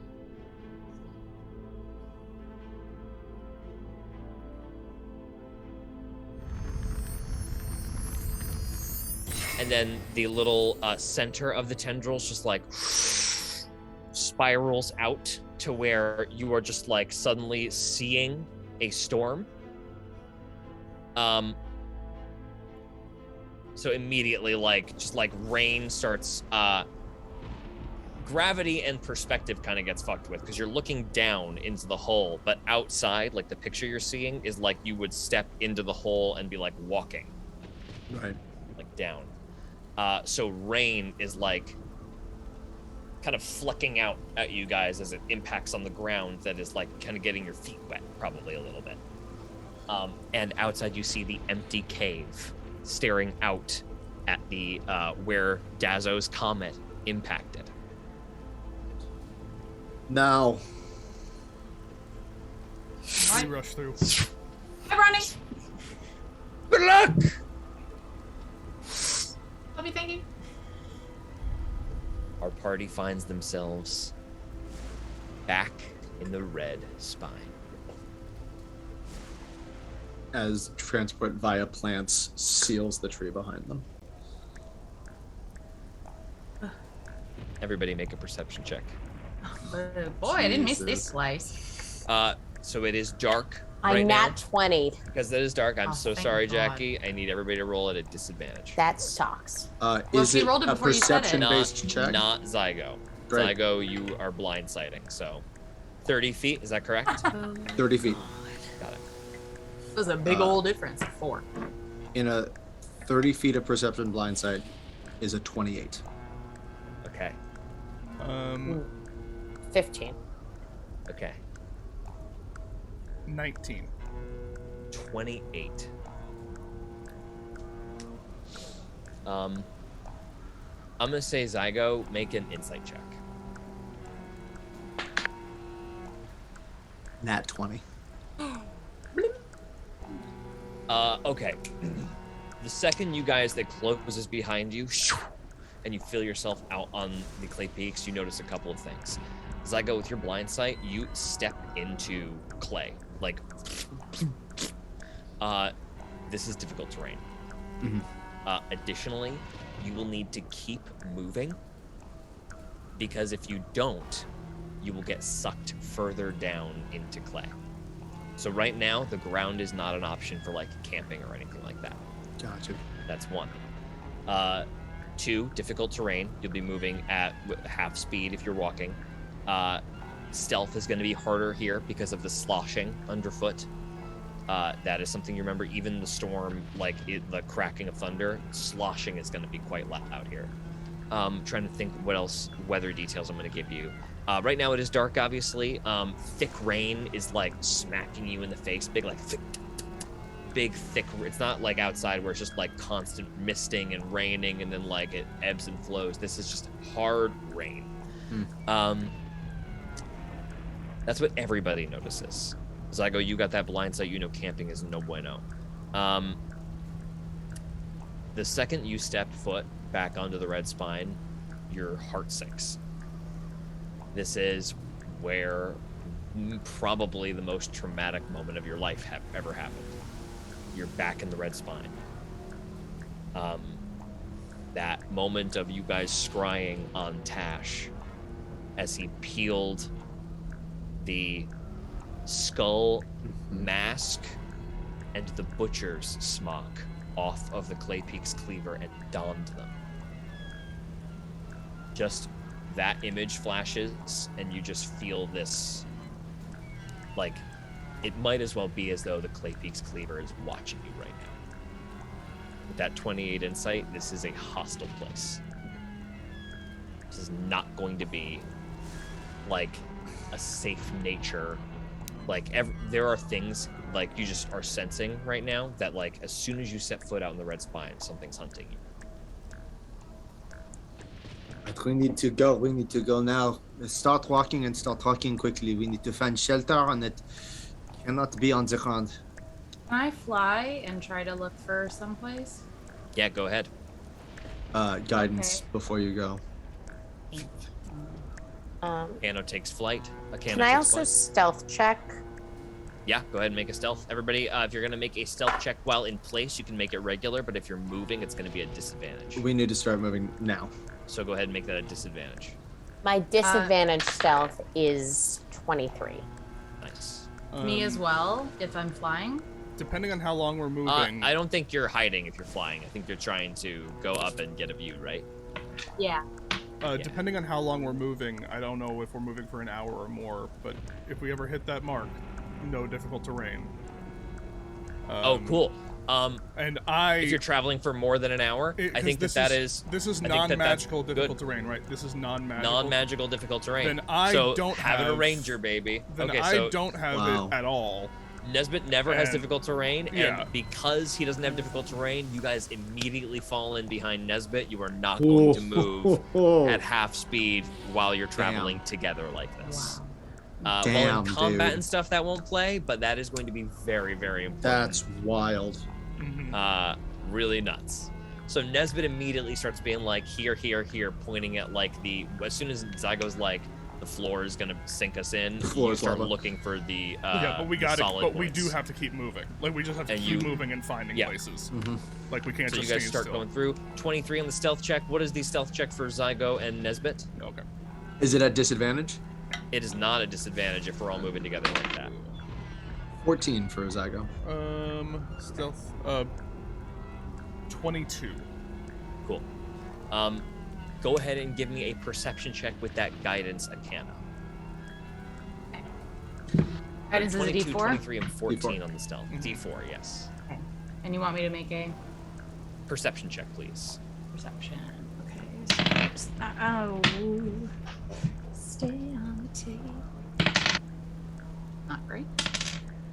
12? 12? Uh-huh. Okay. You fly up a little bit. Wait, getting a 14. So sorry. 14. Okay, great. You fly up a little bit. Are you doing a sight-based perception roll, or are you just like down to like be hearing? Whatever's better. So if you're doing a sight-based, because it's dark and you don't have dark vision, I needed disadvantage to be able to see anything, to be able to like kind of just make a general perception. And really, because it's pitch black dark, you really can't like focus on anything right now, unless you cast light. Don't do that. Okay, got it. No. But a general 14 perception check. You're just gonna try to get above the treetops and just get like a maybe general there's some vibe. fire or something. Any movement. Yeah, if you're looking for any fires, that's a great thing to look for. With a 14, it's definitely good enough to point you in the right direction. You start looking up at the clouds in the storm as you get above the canopy of leaves, and you see, after having heard from Joey what the shape of these things was moving through the clouds, a little ways south. You see, and like very close, probably within like 7 or 8 hours walking, in this bad condition. Like it's less than a day away. What is You just see like a very, very faint like flash of lightning, and then on the lightning's heels, something has already like gone below the clouds and then back above it, and you just see like a body cycling, going back up, and finally a big tail up into there.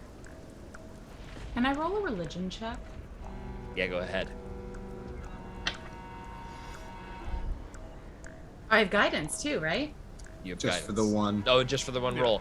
But go ahead and make this check at advantage. We. Now 20. Tell me about it. Are you shitting me? Nope, I'm not. Holy shit. Did I ruin your thing? I'm sorry. Yes. And yet again, Hannah has ruined George's knife. I need to hold on. I need to get my book. Holy shit. Lore drop. You recognize this creature immediately. Oh boy. Oh I think this boy. happened a couple times where I've rolled a nat 20 and then ruined plot. You for should. George. Except for This the is a fact that you like perfect- died twice. This is such a good nat 20 for you to get to. Balances it out. Wow, didn't think I'd have to get my notes out, but here we are, folks. 1 second. Yeah. Getting your Talk amongst notes. yourselves while I just get some information organized.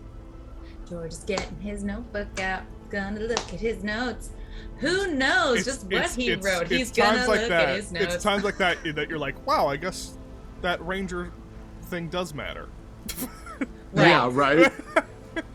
I guess Well, I that thing feel does like there's matter. a lot of times like where things like that, or things like Goodberry, like you don't really realize the importance of it until you're like, well, we're trekking. You know, there's a way. There's a way to We build a fucking class need that breaks Goodberry so hard. It's very Yeah, fun. the That life breaks bear. Goodberry? Yeah. You Like can- in a good there- way? Yeah, you can. Mhm. There's a way that you can build a D&D class where you can make like one Goodberry like heal you for like 40 points or something. What? Each, yeah. Not 40. It's a Each- lot. Or, Each one heals each- like 10, but 10. that's so still. much for But like still. a single. Well, and you have yeah, 40 it's of like, them. It's like one cast of it heals like Mhm. still like 400 or something like that. Okay. Here we go. Oh. It's something. It is something crazy. Akana. Yes. Days ago. Maybe weeks ago at this point. You took it upon yourself to fly into the sky. Above the colony, reaching out with your general perception and religious senses, trying to figure out where the brother could possibly be. Silence in the sky. Seeing this tale so clearly outlined in lightning, you remember you're not the only one with beings that are considered great and powerful that might align with you to uphold what you stand for. Venus, Rota, Synth are all beings. This that you are seeing in the clouds is another such being under the brother. You are seeing, you recognize the tale of Coda the Rainbringer, which is a basically exceptionally powerful elemental spirit. Jesus. When you see that, thinking in your head, wow, Coda is absolutely usually also accompanied by Estus, who is the Windbringer, a similar creature. And you see a much more difficult to see shape move kind of right after Coda, and recognize Estus, the wind spirit, follow after the more liquid and roiling form of the water spirit. And are they And- shaped the same? They are shaped the same, but are clearly made out of different stuff. Okay. Coda and Estus. On a natural 20, I'm going to allow you to make a nature check for me right now. Oh. Or- Yeah, let's have this be, well, let's Or have what? it be either nature or arcana. Oh boy. Your two strengths.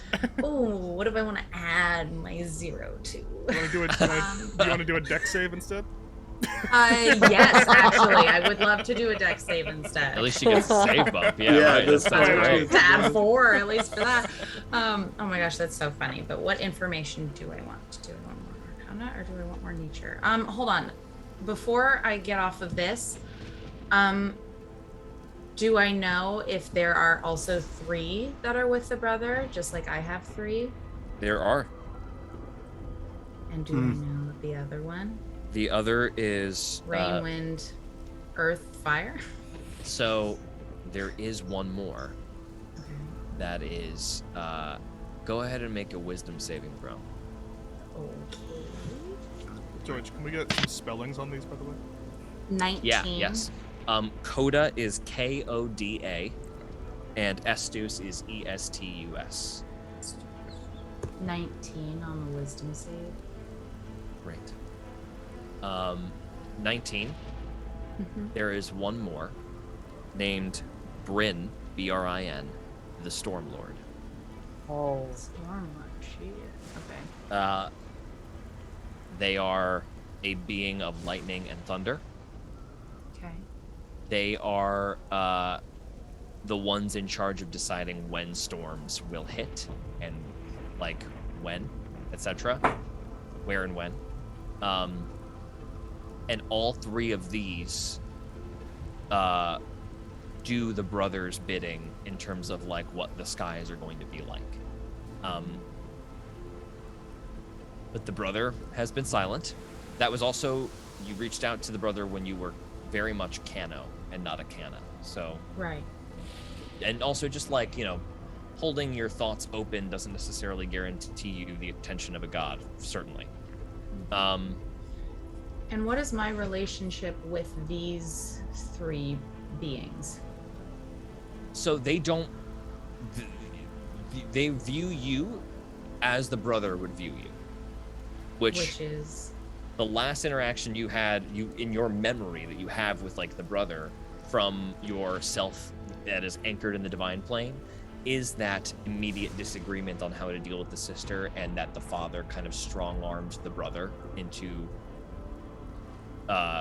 thinking the way he thought. So your last thought with their interaction with the brother was one of like conflict, but probably go ahead and make an insight check for me with that 19 wisdom save. Let's see if you can remember like some more emotional intricacies. N. You remember feeling very betrayed by this and getting like overruled on this vote because you thought the brother wouldn't want this. So that shocked you. Okay. Some family drama. Back before time existed, or before Emporia was populated by a kingdom, Right. Okay, and let me go with, another question I had. What normally, when these 3 beings decide like about storms, and where they are, what normally appeases them and makes them end the storm? Go ahead and make a religion check. 17. They should not be here right now. These creatures do not manifest on this plane. They interact from the divine plane, and their movement along the divine plane manifests in winds, rain, thunder and lightning, etc. They should not be here. Now I need you to make an Arcana check. Okay. Jesus. Need to beat a 15. Come on. Okay. I did not. I got a 7. Oh. Okay. Not sure why they're here. Okay. But then, do I know when they, in the past, go away for storms? When they end storms? So in terms of what would appease them, Yeah. nothing. They are spirits of chaos and freedom. Okay. They move the way they want to move. Yeah, they just shouldn't be here. They just That's the shouldn't problem. even be on this plane. Yeah. Right. Okay. Killing these spirits here, because this is your nature as well, would not kill them. It would send them back to their plane. Right. So immediately you're like, well, perhaps the only way to send these things back is to kill them here. Or Well, I also have Sure. banishment. I don't have it ready, but I do. Or to banish them. Something like that would also be Yeah. hugely important. That's right. Okay. Okay. Good to know. I'm guessing they're not very charismatic, so. Maybe we do that. Okay. Okay. And what part are they over right now? Does it seem like they are staying around a particular point, or are they more being fluid and moving over multiple locations? They are staying mostly. That's interesting. That perception check wasn't really high enough to see where it is they are coalescing around. Their distance is very far. You're only seeing them illuminated by light. You do see that it's 8-ish hours away, 7 hours away by walking. It's basically the stretch between you and wherever this is a massive valley that peaks in another mountain range. Then there is another massive valley supposedly on the other side of that, and then a great distance, and then another mountain peak, and that's where it's happening. So it's a range away. Okay.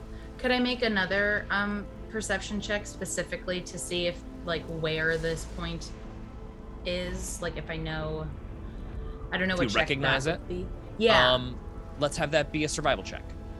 Okay.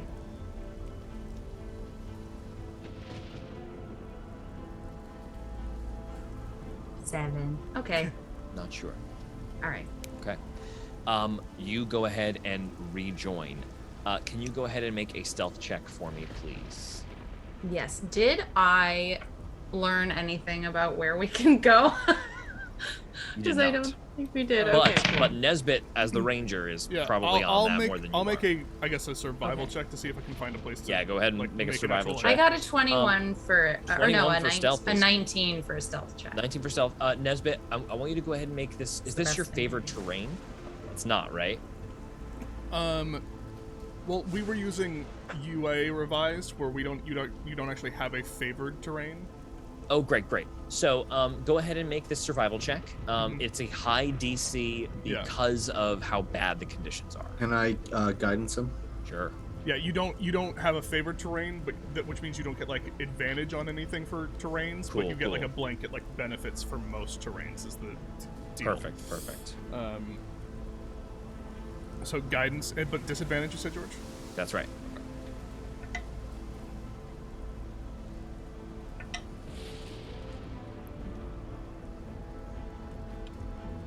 Oh, did I say disadvantage? No, not a disadvantage. Oh, it's just a high DC, right? You just yes, high DC, not a disadvantage.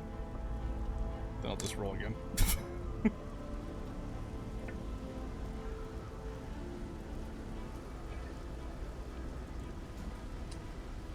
Okay. That is. I did not think I was getting the Style Lord's fucking lore out. That's crazy. That was so good. Okay, that is. Thank you for that guidance. Yeah, that was a 4 on the guidance. Oh hell yeah! Thanks. We love a good 4 on the guidance. 27. Yeah, easy. Nesbit, you immediately remember that many of the mining shacks by this asteroid or by this comet that started getting built may very well still be here. And those mining shacks, because of how volatile it gets out here in the rain, are all built on stilts. Right. So, which you remember at your stay in the original town, back when the Clay Peaks Cleaver came to get you, all those houses were on stilts and were letting the clay flow underneath it. Ooh, feels like forever ago, doesn't it? Because in real life, it was like a year ago. A year and a half, baby. Year and a half. That was so long. Yeah. We're back. Look at that. That's so crazy. Yeah, right, exactly.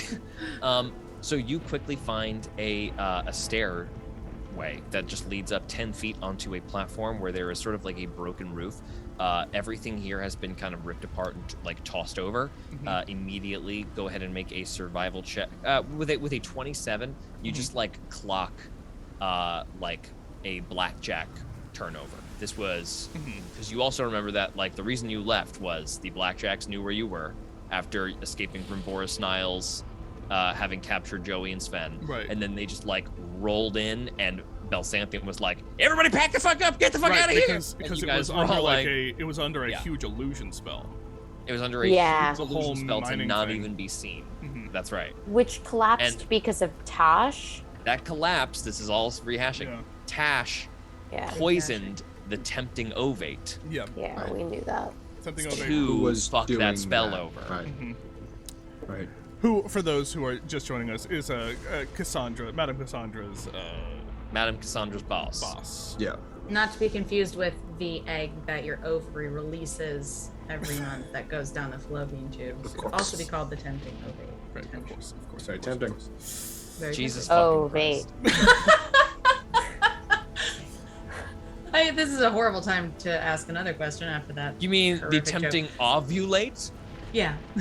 Okay, all right. Jesus Christ. Oh, man. I have a question Yeah. for you, George. Please. So after remembering Zygo telling me that he had a vision of Ender yelling in a cave, and being in the spine, and then Ender was most likely the one who released the brothers' air spirits in that thing, and just trying to connect Ender and 40 years ago, and if anything, okay. So I'm gonna tell you as you hit that little connect button, you remember that a summoning spell took place, and that the that altar out in the middle of the grasslands that lit up, where all of those elemental spirits sprung up to defend the altar, may well have been spirits of the brother. Right. Elemental spirits under the brother's command. The place where Kano died. The place where Kano died was killed by the Right. brother's defending spirits. Shit. Brutally killed. Dang. But Yeah. also where Kano became a Kana Right. after rising from the grass. Right. As And was there a- yeah. anything in particular from 40 years prior? The other storm. Right, like even if it's the other storm, because that was also the timeline, I think, for Ender being in the box, was about 40 years. So in terms of, I don't know if this is religion or history or whatever, like, is that around the same time that the sister was maybe banished? So, is that was also go when ahead. Kano was born, This weirdly? is another really huge one. Go ahead and make a wisdom save. Okay. Do I see her piecing this together at all? Sure. Yes. if you'd like to add something, you may add anything to this, of course. Yeah, as Nesbitt is leading us to this house, and I see a Kana's mind racing a million miles an hour.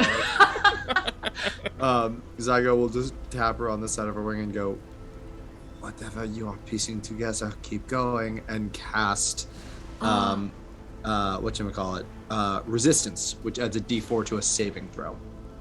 Oh. It is like that's Wow. guidance for saving throws. Oh, nice. Okay, So great. Okay, good. so this is a wisdom save. Oh.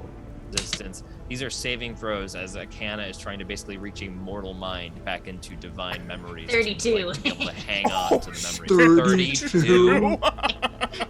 Holy God. Yeah, I rolled a 17 and then I rolled a 4 and then I add 11. So 32. I'm ruined. How do we All right. explain any of this to Natasha? How are we going to explain this? She has to watch We it. walked Watch through a it. tree into a storm and then learned everything. The That's goose fine. saw the sky wormies and she remembered a couple things. All right. She remembered so, everything. 32. Jesus, man. Divine memories spark up immediately. Oh, I love this music. So Good music. people talk about the Forever Rain like it happened a long time ago. Some books quote it as happening 150 years ago. That's not true. Happened like 40 years ago. And it was such a fucking disaster that everybody was like, we are going to put that in the past.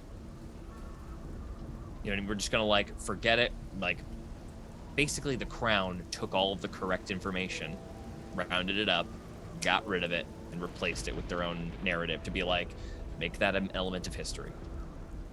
And you know that there was an archpriest of Sol who is the one credited with banishing the Forever Rain. Are we close to that church? You are relatively close to that church. Would you say like 8 hours or so from that church by foot? You are indeed. Oh my god, you guys! Wait, I'm only half piecing this together. Yeah, So me too. I'm not done. I'm not Yeah, even yeah. We're close to not done. there yet. What's the wow. 8 hours? Wow. The pigeon archpriest of Sol, who was credited with stopping the Forever Rain, was buried in a church out in the Clay Peaks. right. That's strange, because an archpriest should have a resplendent monolith tomb. So they clearly tucked this guy away somewhere. And that's because, in his moment of need to banish the storm, he called on the mother. Well, hot damn. And by doing that, desecrated his oath as an archpriest of Sol. He confessed that to his church and was excommunicated. This is all like divine memories that you're like piecing from your connection with this priest all a long time ago. You also know that because this happened 40 years ago, you remember what was happening in the moment that he called out to you. And that was that upon journeying to a great plateau, in the middle of the clay peaks between two massive peaks, there was a combat between two magicians. Extremely powerful. One of which had summoned one of the spirits of the Skylords to destroy the other, and the other magician summoned the other to defend themselves. The way that was stopped was the archpriest joined with one of the mages, And locked the other one away. stopped the other, and the one that was defeated was the ostrich Ender. Who And was the locked one who away. was the victor? It was locked away.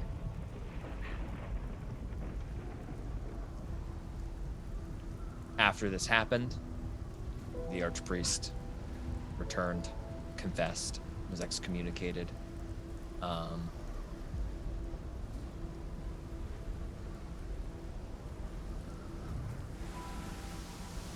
And right now, Ender has clearly gone back to finish unfinished business.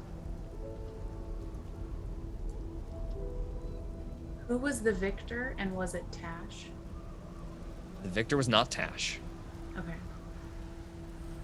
The victor is difficult to remember because the victor was heavily outfitted with non-detection, like anti-tracing spells.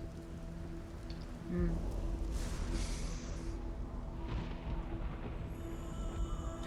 But if he was calling on the mother, can I try to roll a religion check to better remember? He wasn't though. He right? wasn't. The The priest archpriest of was. Soul Just the called on the archpriest. mother for help because Gotcha. his powers were not enough. Gotcha. You Okay. lent him strength in that moment to quell, to bring the, like, as a favor to the brother, Okay. So, you know. George, I know this is Yes. asking something for someone else's check. I'm just kind of.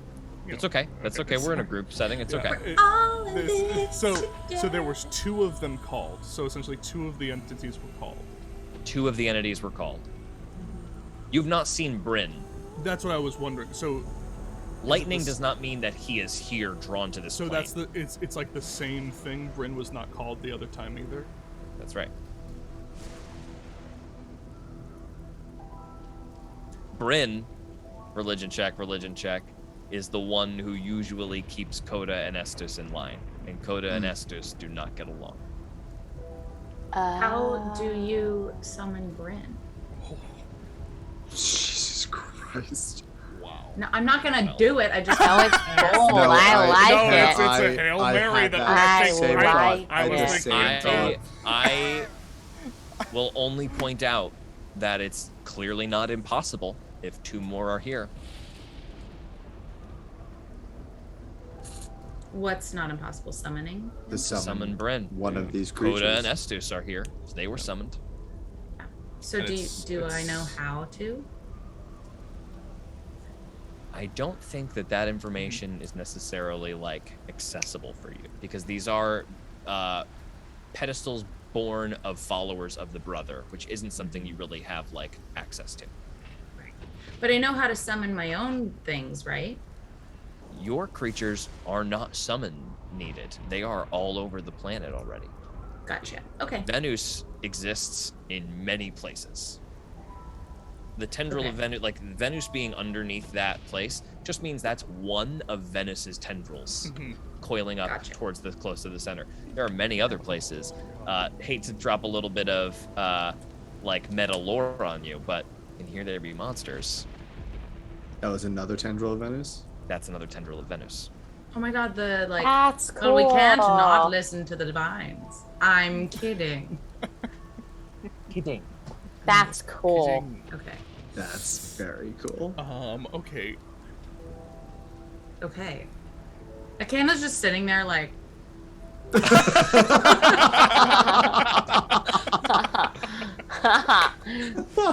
fully just like Like that flashback dog who gets like shown the cupcakes and then they do like the flashbacks in between, like staring Yeah. out the husky eyes. That God. was the church where Zygo got snatched. That was the church where Zygo got taken by the Clay Peaks Cleaver. Joey got 60 drunk. sessions ago. Yeah. That was the church where that guy was buried. Yeah. Yeah. I drunkenly stumbled Fucking into his hell. grave and didn't loot it. Realize I've learned from that mistake now. that was I that have been- church. That was that That was that grave. church. On that. Yes. I remember that. And does this Fuck. have anything to do with all the animals getting bigger and the dark rain? All the animals getting bigger. That's really funny that we're asking that now. That is so irrelevant to anything going on that no, you don't get any. I'm coming from the rain, my dude. I gotta ask. Like just That's funny. It's like totally a fair question. cannon just but goes like because has it like a is so fleeting irrelevant. thought. Yeah. And then it's just like, Like, oh no. No. Put that aside for now. Yeah, that is a completely different thing. Okay. Okay, great. I had to answer. Okay. Understood. Okay. Wow. That's another thing that's important to the mother, but it's just not what's happening right now. Right. But not right now. Um, Not right now. I'm a little bit happy Natasha's not here for this because she would be so lost and so That's like just very like what does true. this mean? Because she wasn't. What do here you for mean, the any of it. pigeon? Yeah. I know. We'll explain Who is it to this? her When did later. this happen? Oh boy. While Akana's having this moment, Nesbitt's just gonna like paranoid, just kind of check around everywhere and just say, well, we'll talk, but I'll take first watch, and everyone should get some sleep. Is everything okay? Obviously, everyone's having their own little thoughts, and that's fine, but Do you remember? Of course you do. When Zygo got taken from that church, and Nesbitt just kind of looks around at the fact that it's just the 5 of them again back here.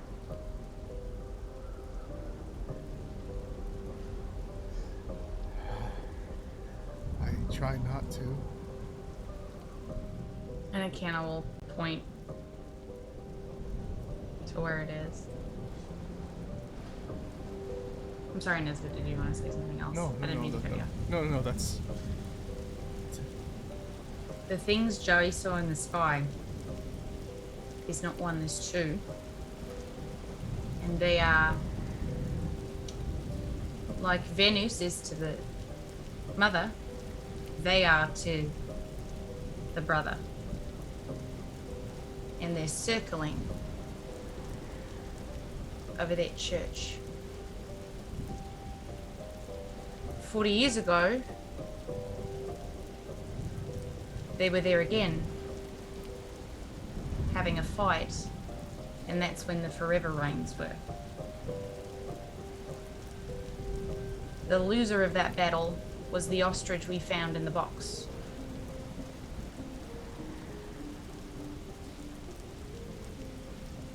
There's a plateau in between 2 peaks. And I think they might be waiting for something again. But that I don't know. I don't know why they're here. Other than Ender summoning one, if not both of them. Just like he did the air elementals on that field. Sorry, this is a lot. I'm just trying to connect all the pieces together.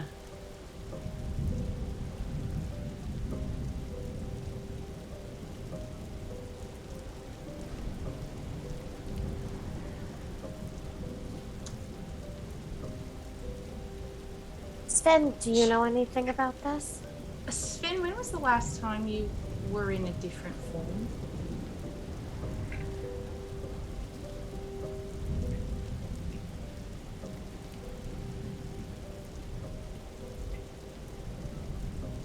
He sort of motions like how old he is.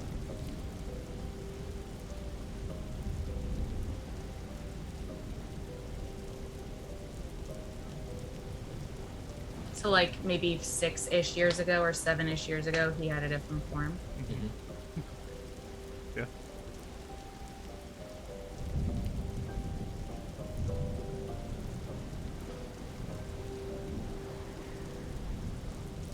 You don't remember what the form was, do you?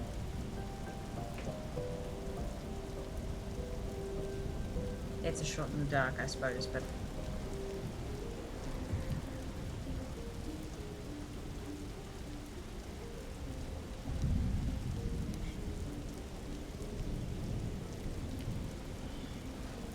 All I've been right. so focused on what I've been thinking about. How did we get to where we are now? We're on stilts or something, right?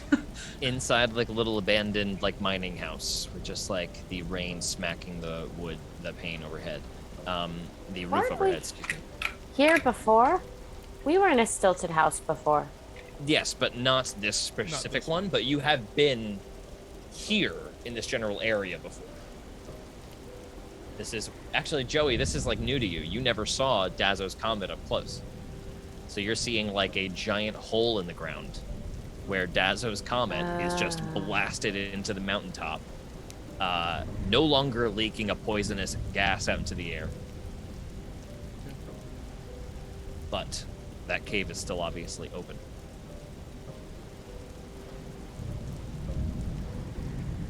All right. Indeed. Okay. I need to go to sleep. Yeah, we can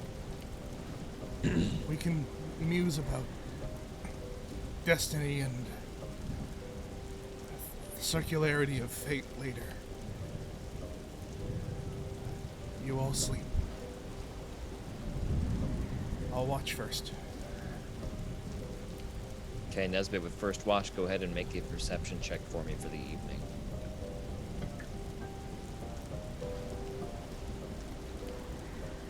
Perception Perception. 22. Like that. Did you see something?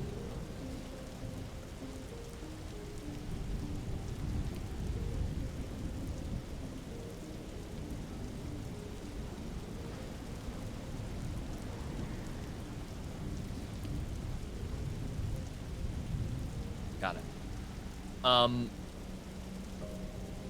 Okay.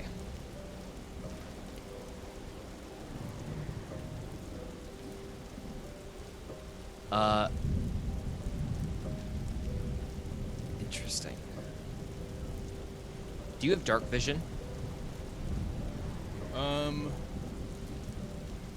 Not naturally, no. Okay. And I guess I wouldn't have had it.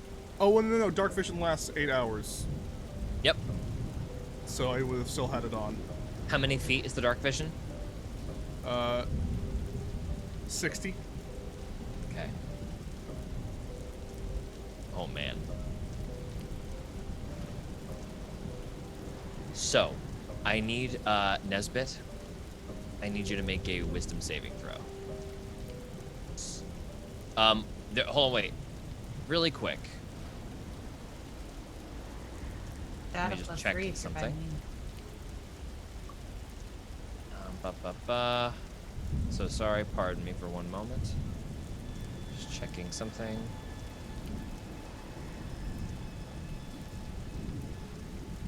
Okay. Alright.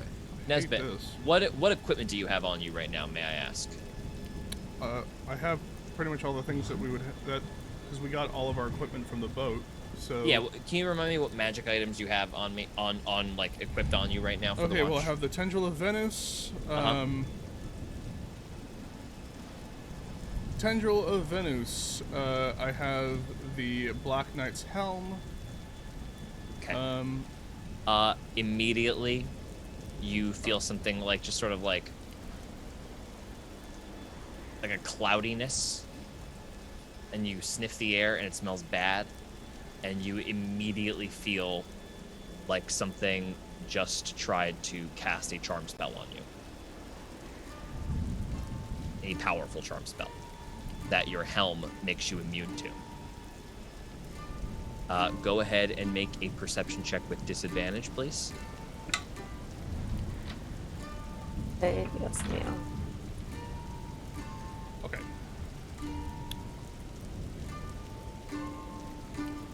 Um.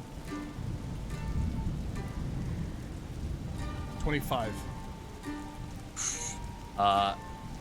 You, right through the fog, see exactly 60 feet away from you at the edge of your vision a figure that is silhouetted in darkness, but with that exact last bit of dark vision, you see an alien face, beaked, something over it like some kind of mask. Wings extend downward,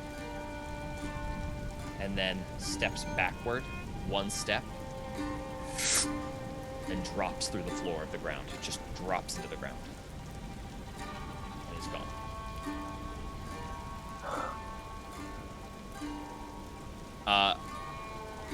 Really quick, I'm gonna have you make one Arcana check and then another Arcana check at disadvantage to identify really quick what just happened. Obviously, you just saw Tash 60 feet away from you, try to hit you with a spell. Go ahead and make the Arcana check to How did determine Tash what spell. fucking find us? Right? That's pretty rude.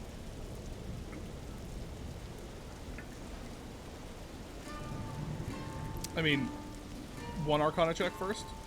First the one, yes. 9. Okay, you have no idea what exact spell hit you. You just know a charm effect was negated by your mask. Now Okay. go ahead and make one at disadvantage. Wow, hilarious. That one's an 18. 18. You really quick sprint forward, just like out the stairs really fast. Your crossbow up, about to launch.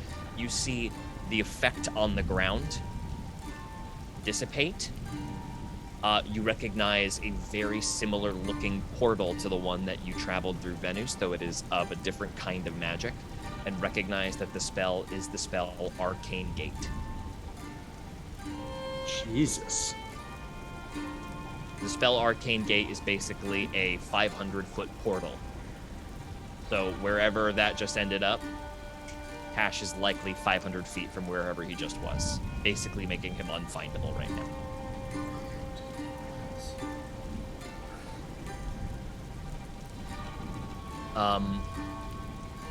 Nesbit, you know for a fact that you've got non-detection on you, surrounding you. There's no way he Yeah, could I have know, I scryed know you. that.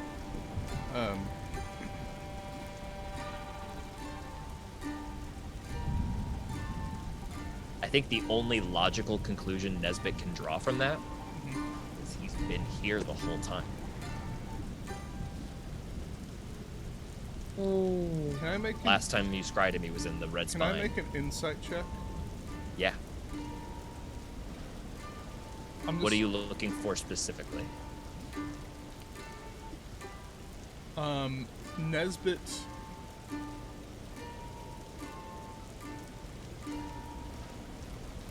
Nesbit knows. Sounds Somebody very say he's the conceited. lo- Nesbit Yeah. knows he's not the weakest link to go after. Alone. I know. Yeah. The only way you do that is if you're waiting for him to be alone. Yeah. And Nesbit wants to know if he was waiting for, if he's going after me specifically. Yeah. That's get what he that wants to know. Okay, cool. You trying to pick up on that vibe, Yeah, whether or I'm not that trying was to pick up- personal. If that was like specifically for him or the group. Cool. Probably both, but like, you know. Mhm. 18. Interesting. So you only got a little bit of a moment where you're like, that's fucking Tash. 60 feet away. As soon as that attack is no good from the darkness hidden there, disappears, gone. So you only get a little bit. On an 18, two things hit you. Your party is asleep right now. Yeah. If you were charmed, and it was a powerful charm spell, and you are walking around with a crossbow of Venus, doing as much damage as you do, coup de grace your party would Yeah. be brutal. Easy So there's enough, yeah. clearly a tactical reason for that, number one. To just attack whoever's on watch, even. But the fact that it's you. That being said, the air between you and Tash, right before he steps back, is filled with hatred on both sides. Just for that moment of just like, you feel so much hate rip through your body that you know it has to be reciprocated. Like, there's no way you can hate someone so one-sidedly. Okay.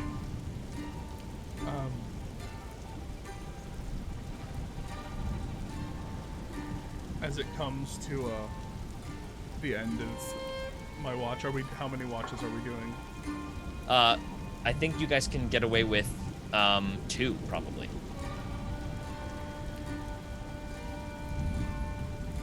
Or actually, you might have to go 4, right? If you're all taking like 2-hour wakes. 4 watches? Okay.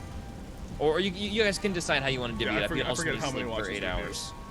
But I am no good as a watch, as a lookout. Also don't have dark Ben vision, but I could am do more than one. happy to like do it. You could do the like as the sun is rising watch. Yeah, the later. Yeah, Maybe well, that this is week? true, because even though you guys got here, like, and you're sleeping, and it's dark because of the storm, as Nesbit's watch ends, the sky becomes like a lighter gray, and it's dimly lit now as day comes. The sun does not, like, come out, but it is just barely shining through the clouds enough that you can see in front of you. It's not pitch black anymore. either way, Nesbit, who is gonna like wake up like one person at a time, is gonna wake up a pair of people. Nice. Wise decision. Or at least, actually, I think he's just gonna wake up the whole group before deciding to say,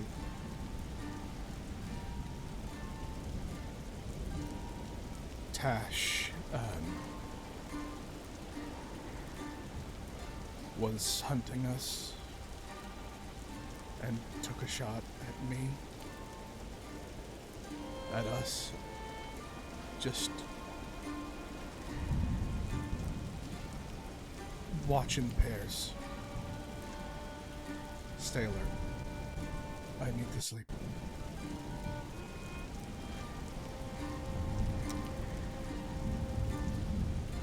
That goes up. Who is taking the next? Yeah, Nesbit won't let them decide, but he goes to sleep angry. If he hears the name Tash, he's staying up. I'll stay up with Zygo so Joey can keep resting. Both of you guys go ahead and make, one of you can make a perception check with advantage. Probably Canna should probably make the perception check with advantage. Because Zygo, you can only hear so much, right? But I'll guidance you, knowing that that's the best I can do to help. I will say, checks to be made with hearing while the storm is going on this ferociously are going to be made at disadvantage as well. Oh, Hell we're yeah. good, darling. Nat We're 20. so good. You scan your watchful eye, your mind racing and alert as you're like remembering all of this stuff from your past. You feel more divine, like nature, more celestial nature than you've felt in a long time. You feel really connected to that right now. This feels like you're supposed to be here. And you keep a steadfast, vigilant watch. No disturbances. With that, we will give our party the long rest. And before we end the session tonight, I just want to ask where, generally, we are going to start moving. Well, we got to deal with the forever rain, right? I mean, We're going to head here. down and start Or- walking 8 or hours. Tash. Oh wait, no, we I have to don't- find the school. Probably towards the church. That's where we were supposed to go with So- the school. Towards the church is where we were thinking of. What school are you talking about? Well, The, like, the maid magicians. is. You're talking mage's- about the mage's school, Professor right? X's camp, yeah. Yeah, that's what we had That's to where do she first, told was us save to them. Right. From the Forever So- Rain. I mean, we don't But we know don't know where which that is. Yeah. So Do we? I'm gonna lay a couple of things out for you really quick. Just some info that we've gotten over many months. So I'm gonna drop them for you now. Yes, there is an academy out here that you've heard about. You were asked to save these people from how bad the rain is, perhaps even just evacuate them, right? Because it's so bad out here. You don't know where that place is. You also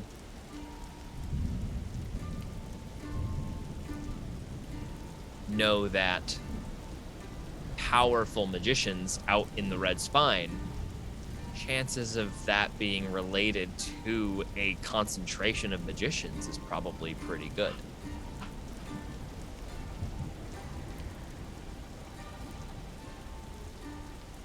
As in, you think that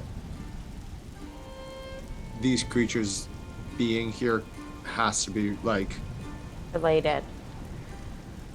how could they have been summoned? Powerful if not magicians for... having a magician, like an all-out magician war, Yeah, magician. where they're war. summoning stuff, where like clearly this is the most powerful magic that goes around. Yeah, it could be a Dumbledore Grindelwald kind of thing. Yeah.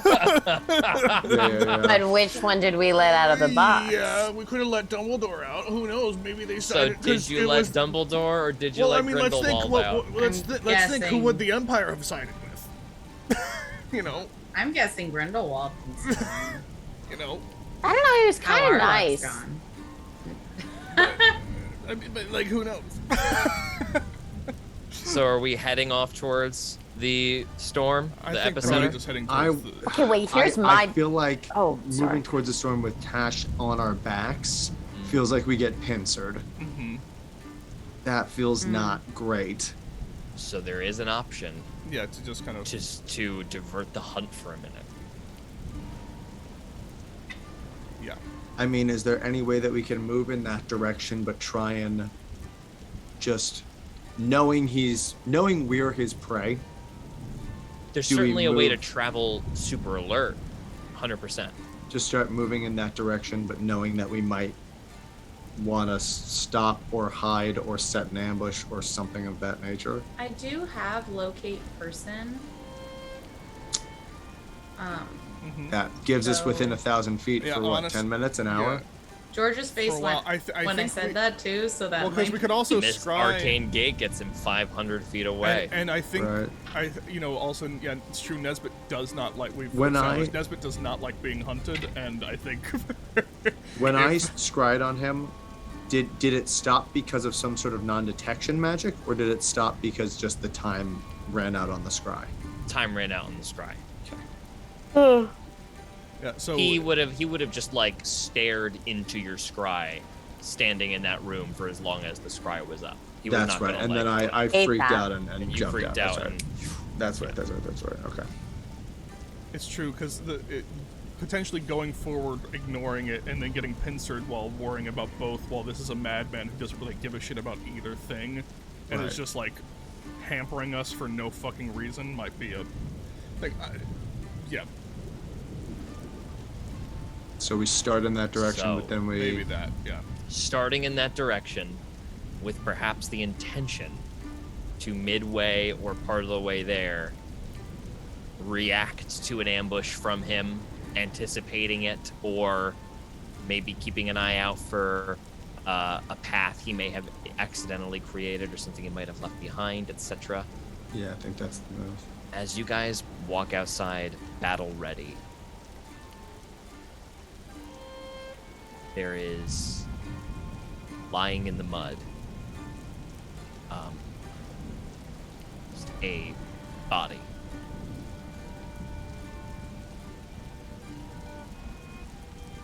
It is covered with some kind of like smudged purple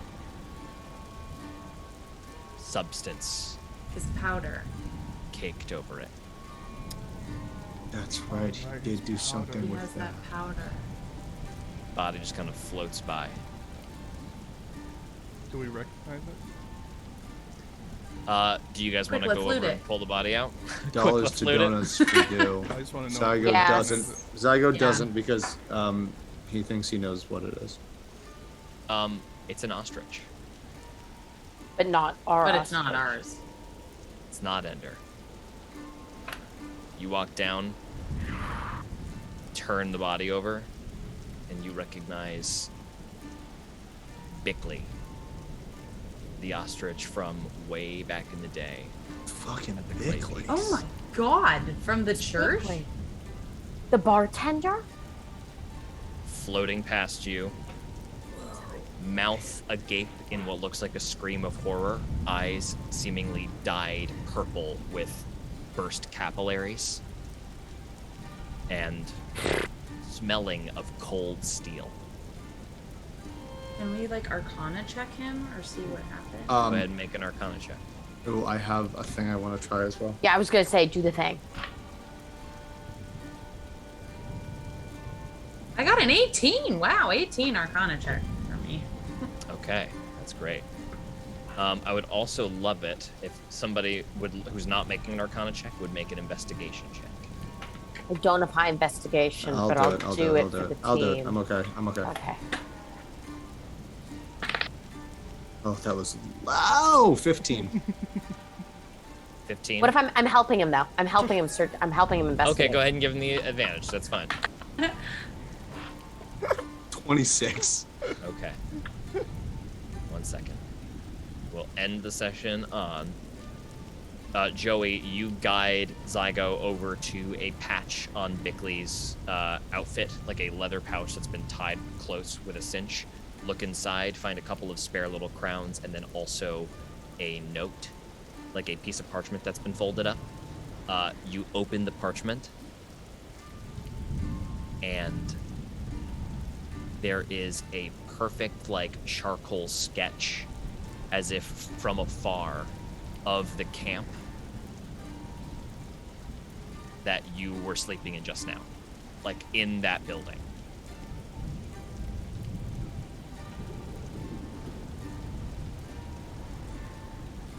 As if somebody watched you while you slept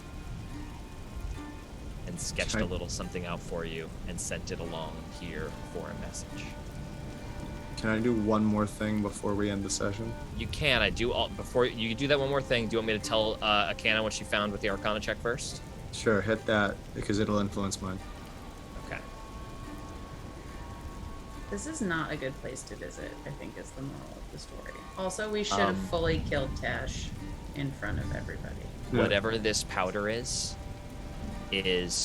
related to necromancy, first of all. Mm-hmm. And second of all, you can tell the cause of death for what happened to Bickley is that he had his hit points drained and stolen from him.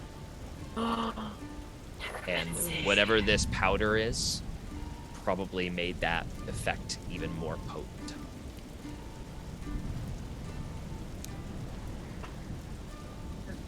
Gabe, to end the session, what would you like to do? Zygo, without even talking, as he kneels at Bixby's side, having investigated him, is going to reach a hand out to Joey, one to Akana, look towards Nesbit as if to say, like, grab Akana's other hand for me for a second. Okay, I'll grab, I'll also grab Sven. Yep. The cube around his chest starts to pulse. His eyes go galaxy. And I'm going to cast Seance. Okay. Casting Seance, what is the effect that happens?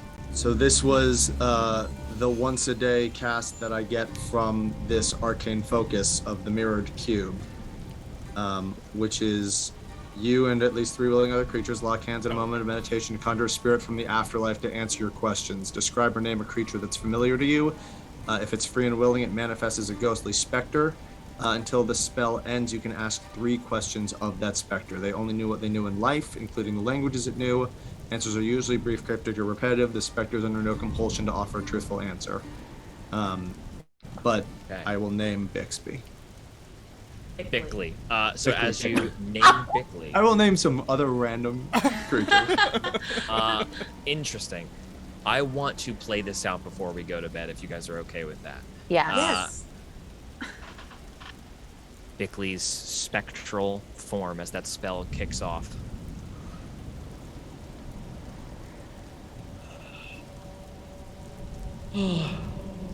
What's happened? Where am I? I remember you. What are you doing here?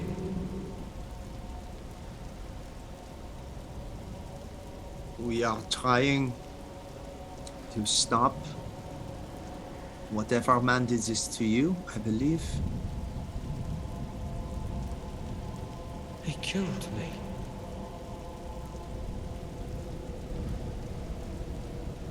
I'm dead. Yes, you are.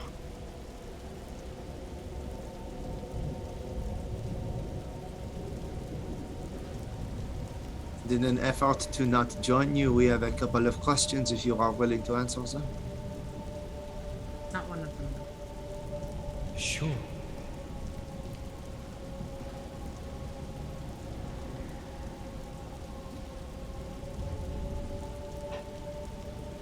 I think it is fair for us to say that Tash is the one who killed you, but do you know why or how he found you? He found me weeks ago.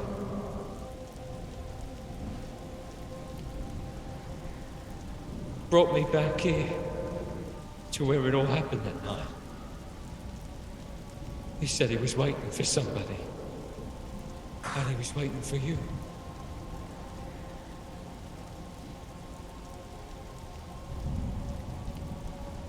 These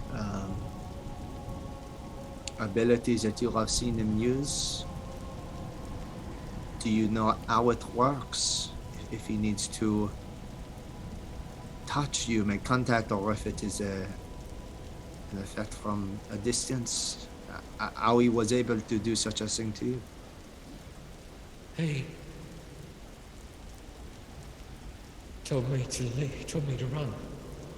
Put me out in the field and said I could go free. And when I started to run, I felt something hit me from the back, and then it all went dark. But before I ran, he wiped this on my forehead. And the ghostly image of Bickley touches a particularly thick streak of purple powder running from his forehead down to his beak. Said I'd been chosen, and I was to be anointed.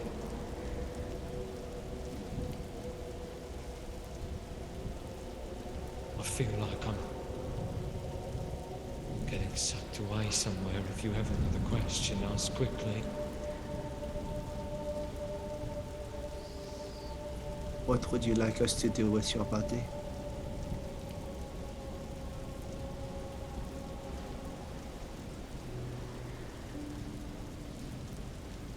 Just bury me somewhere nice, please.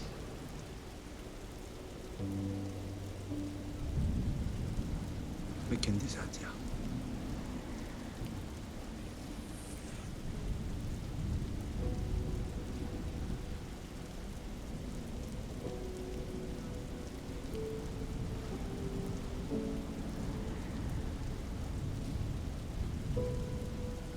The party stands at varying levels on the wooden steps that lead down to the clay sludge. Bickley's top half having been kind of placed on the bottom steps to stop him from drifting away. And our party looks out into the dim gray darkness of this sundered meadow. Far away, lightning strikes in the distance, catching everybody's attention. Everybody kind of looks to the side, scooping Bickley up to descend the steps. And that is where we are going to end the session tonight. Thank you all so much for joining us this evening. Oh, Woo! What a session! My So gosh. much lore I didn't expect to come out, but here we are. It's kind of how it's been going, so yeah. I've just been kind of prepped for that always. Jesus Christ. Wow. Thank you all so much for joining us tonight. Quick reminder, we did have episode 6 of 7 of Brand's Bargain come out. So go check out HeroClubPodcast.com. Go check out anywhere you can find podcasts. Right now, just a heads up for everybody listening, Spotify is deleting our earlier seasons for some reason. We are on it trying to figure out what's going on, but it looks like the first 4 or 5 seasons are just getting cut off of there. So go to HeroClubPodcast.com to find them all, or Apple Music. They are all still up there. And make sure you come back next Tuesday as we move through the Red Spine once again. If you know me, you know I love naming a fantasy mountain range a spine, baby. Yeah. It's always what I do. So thank you all so much. Anybody got anything fun coming up they want to plug? Oh, no. No. Okay, in that case, have a wonderful evening. We still don't have Natasha Mercado with us next week. She is away doing a big, cool filming thing. We will let you guys know as soon as we know when her return date is because we miss her very much. But in the meantime, we've got some demigods to send back home, baby. Jesus. You've got to go to See the you guys chiropractor. next week and have a wonderful evening. Bye-bye. Bye.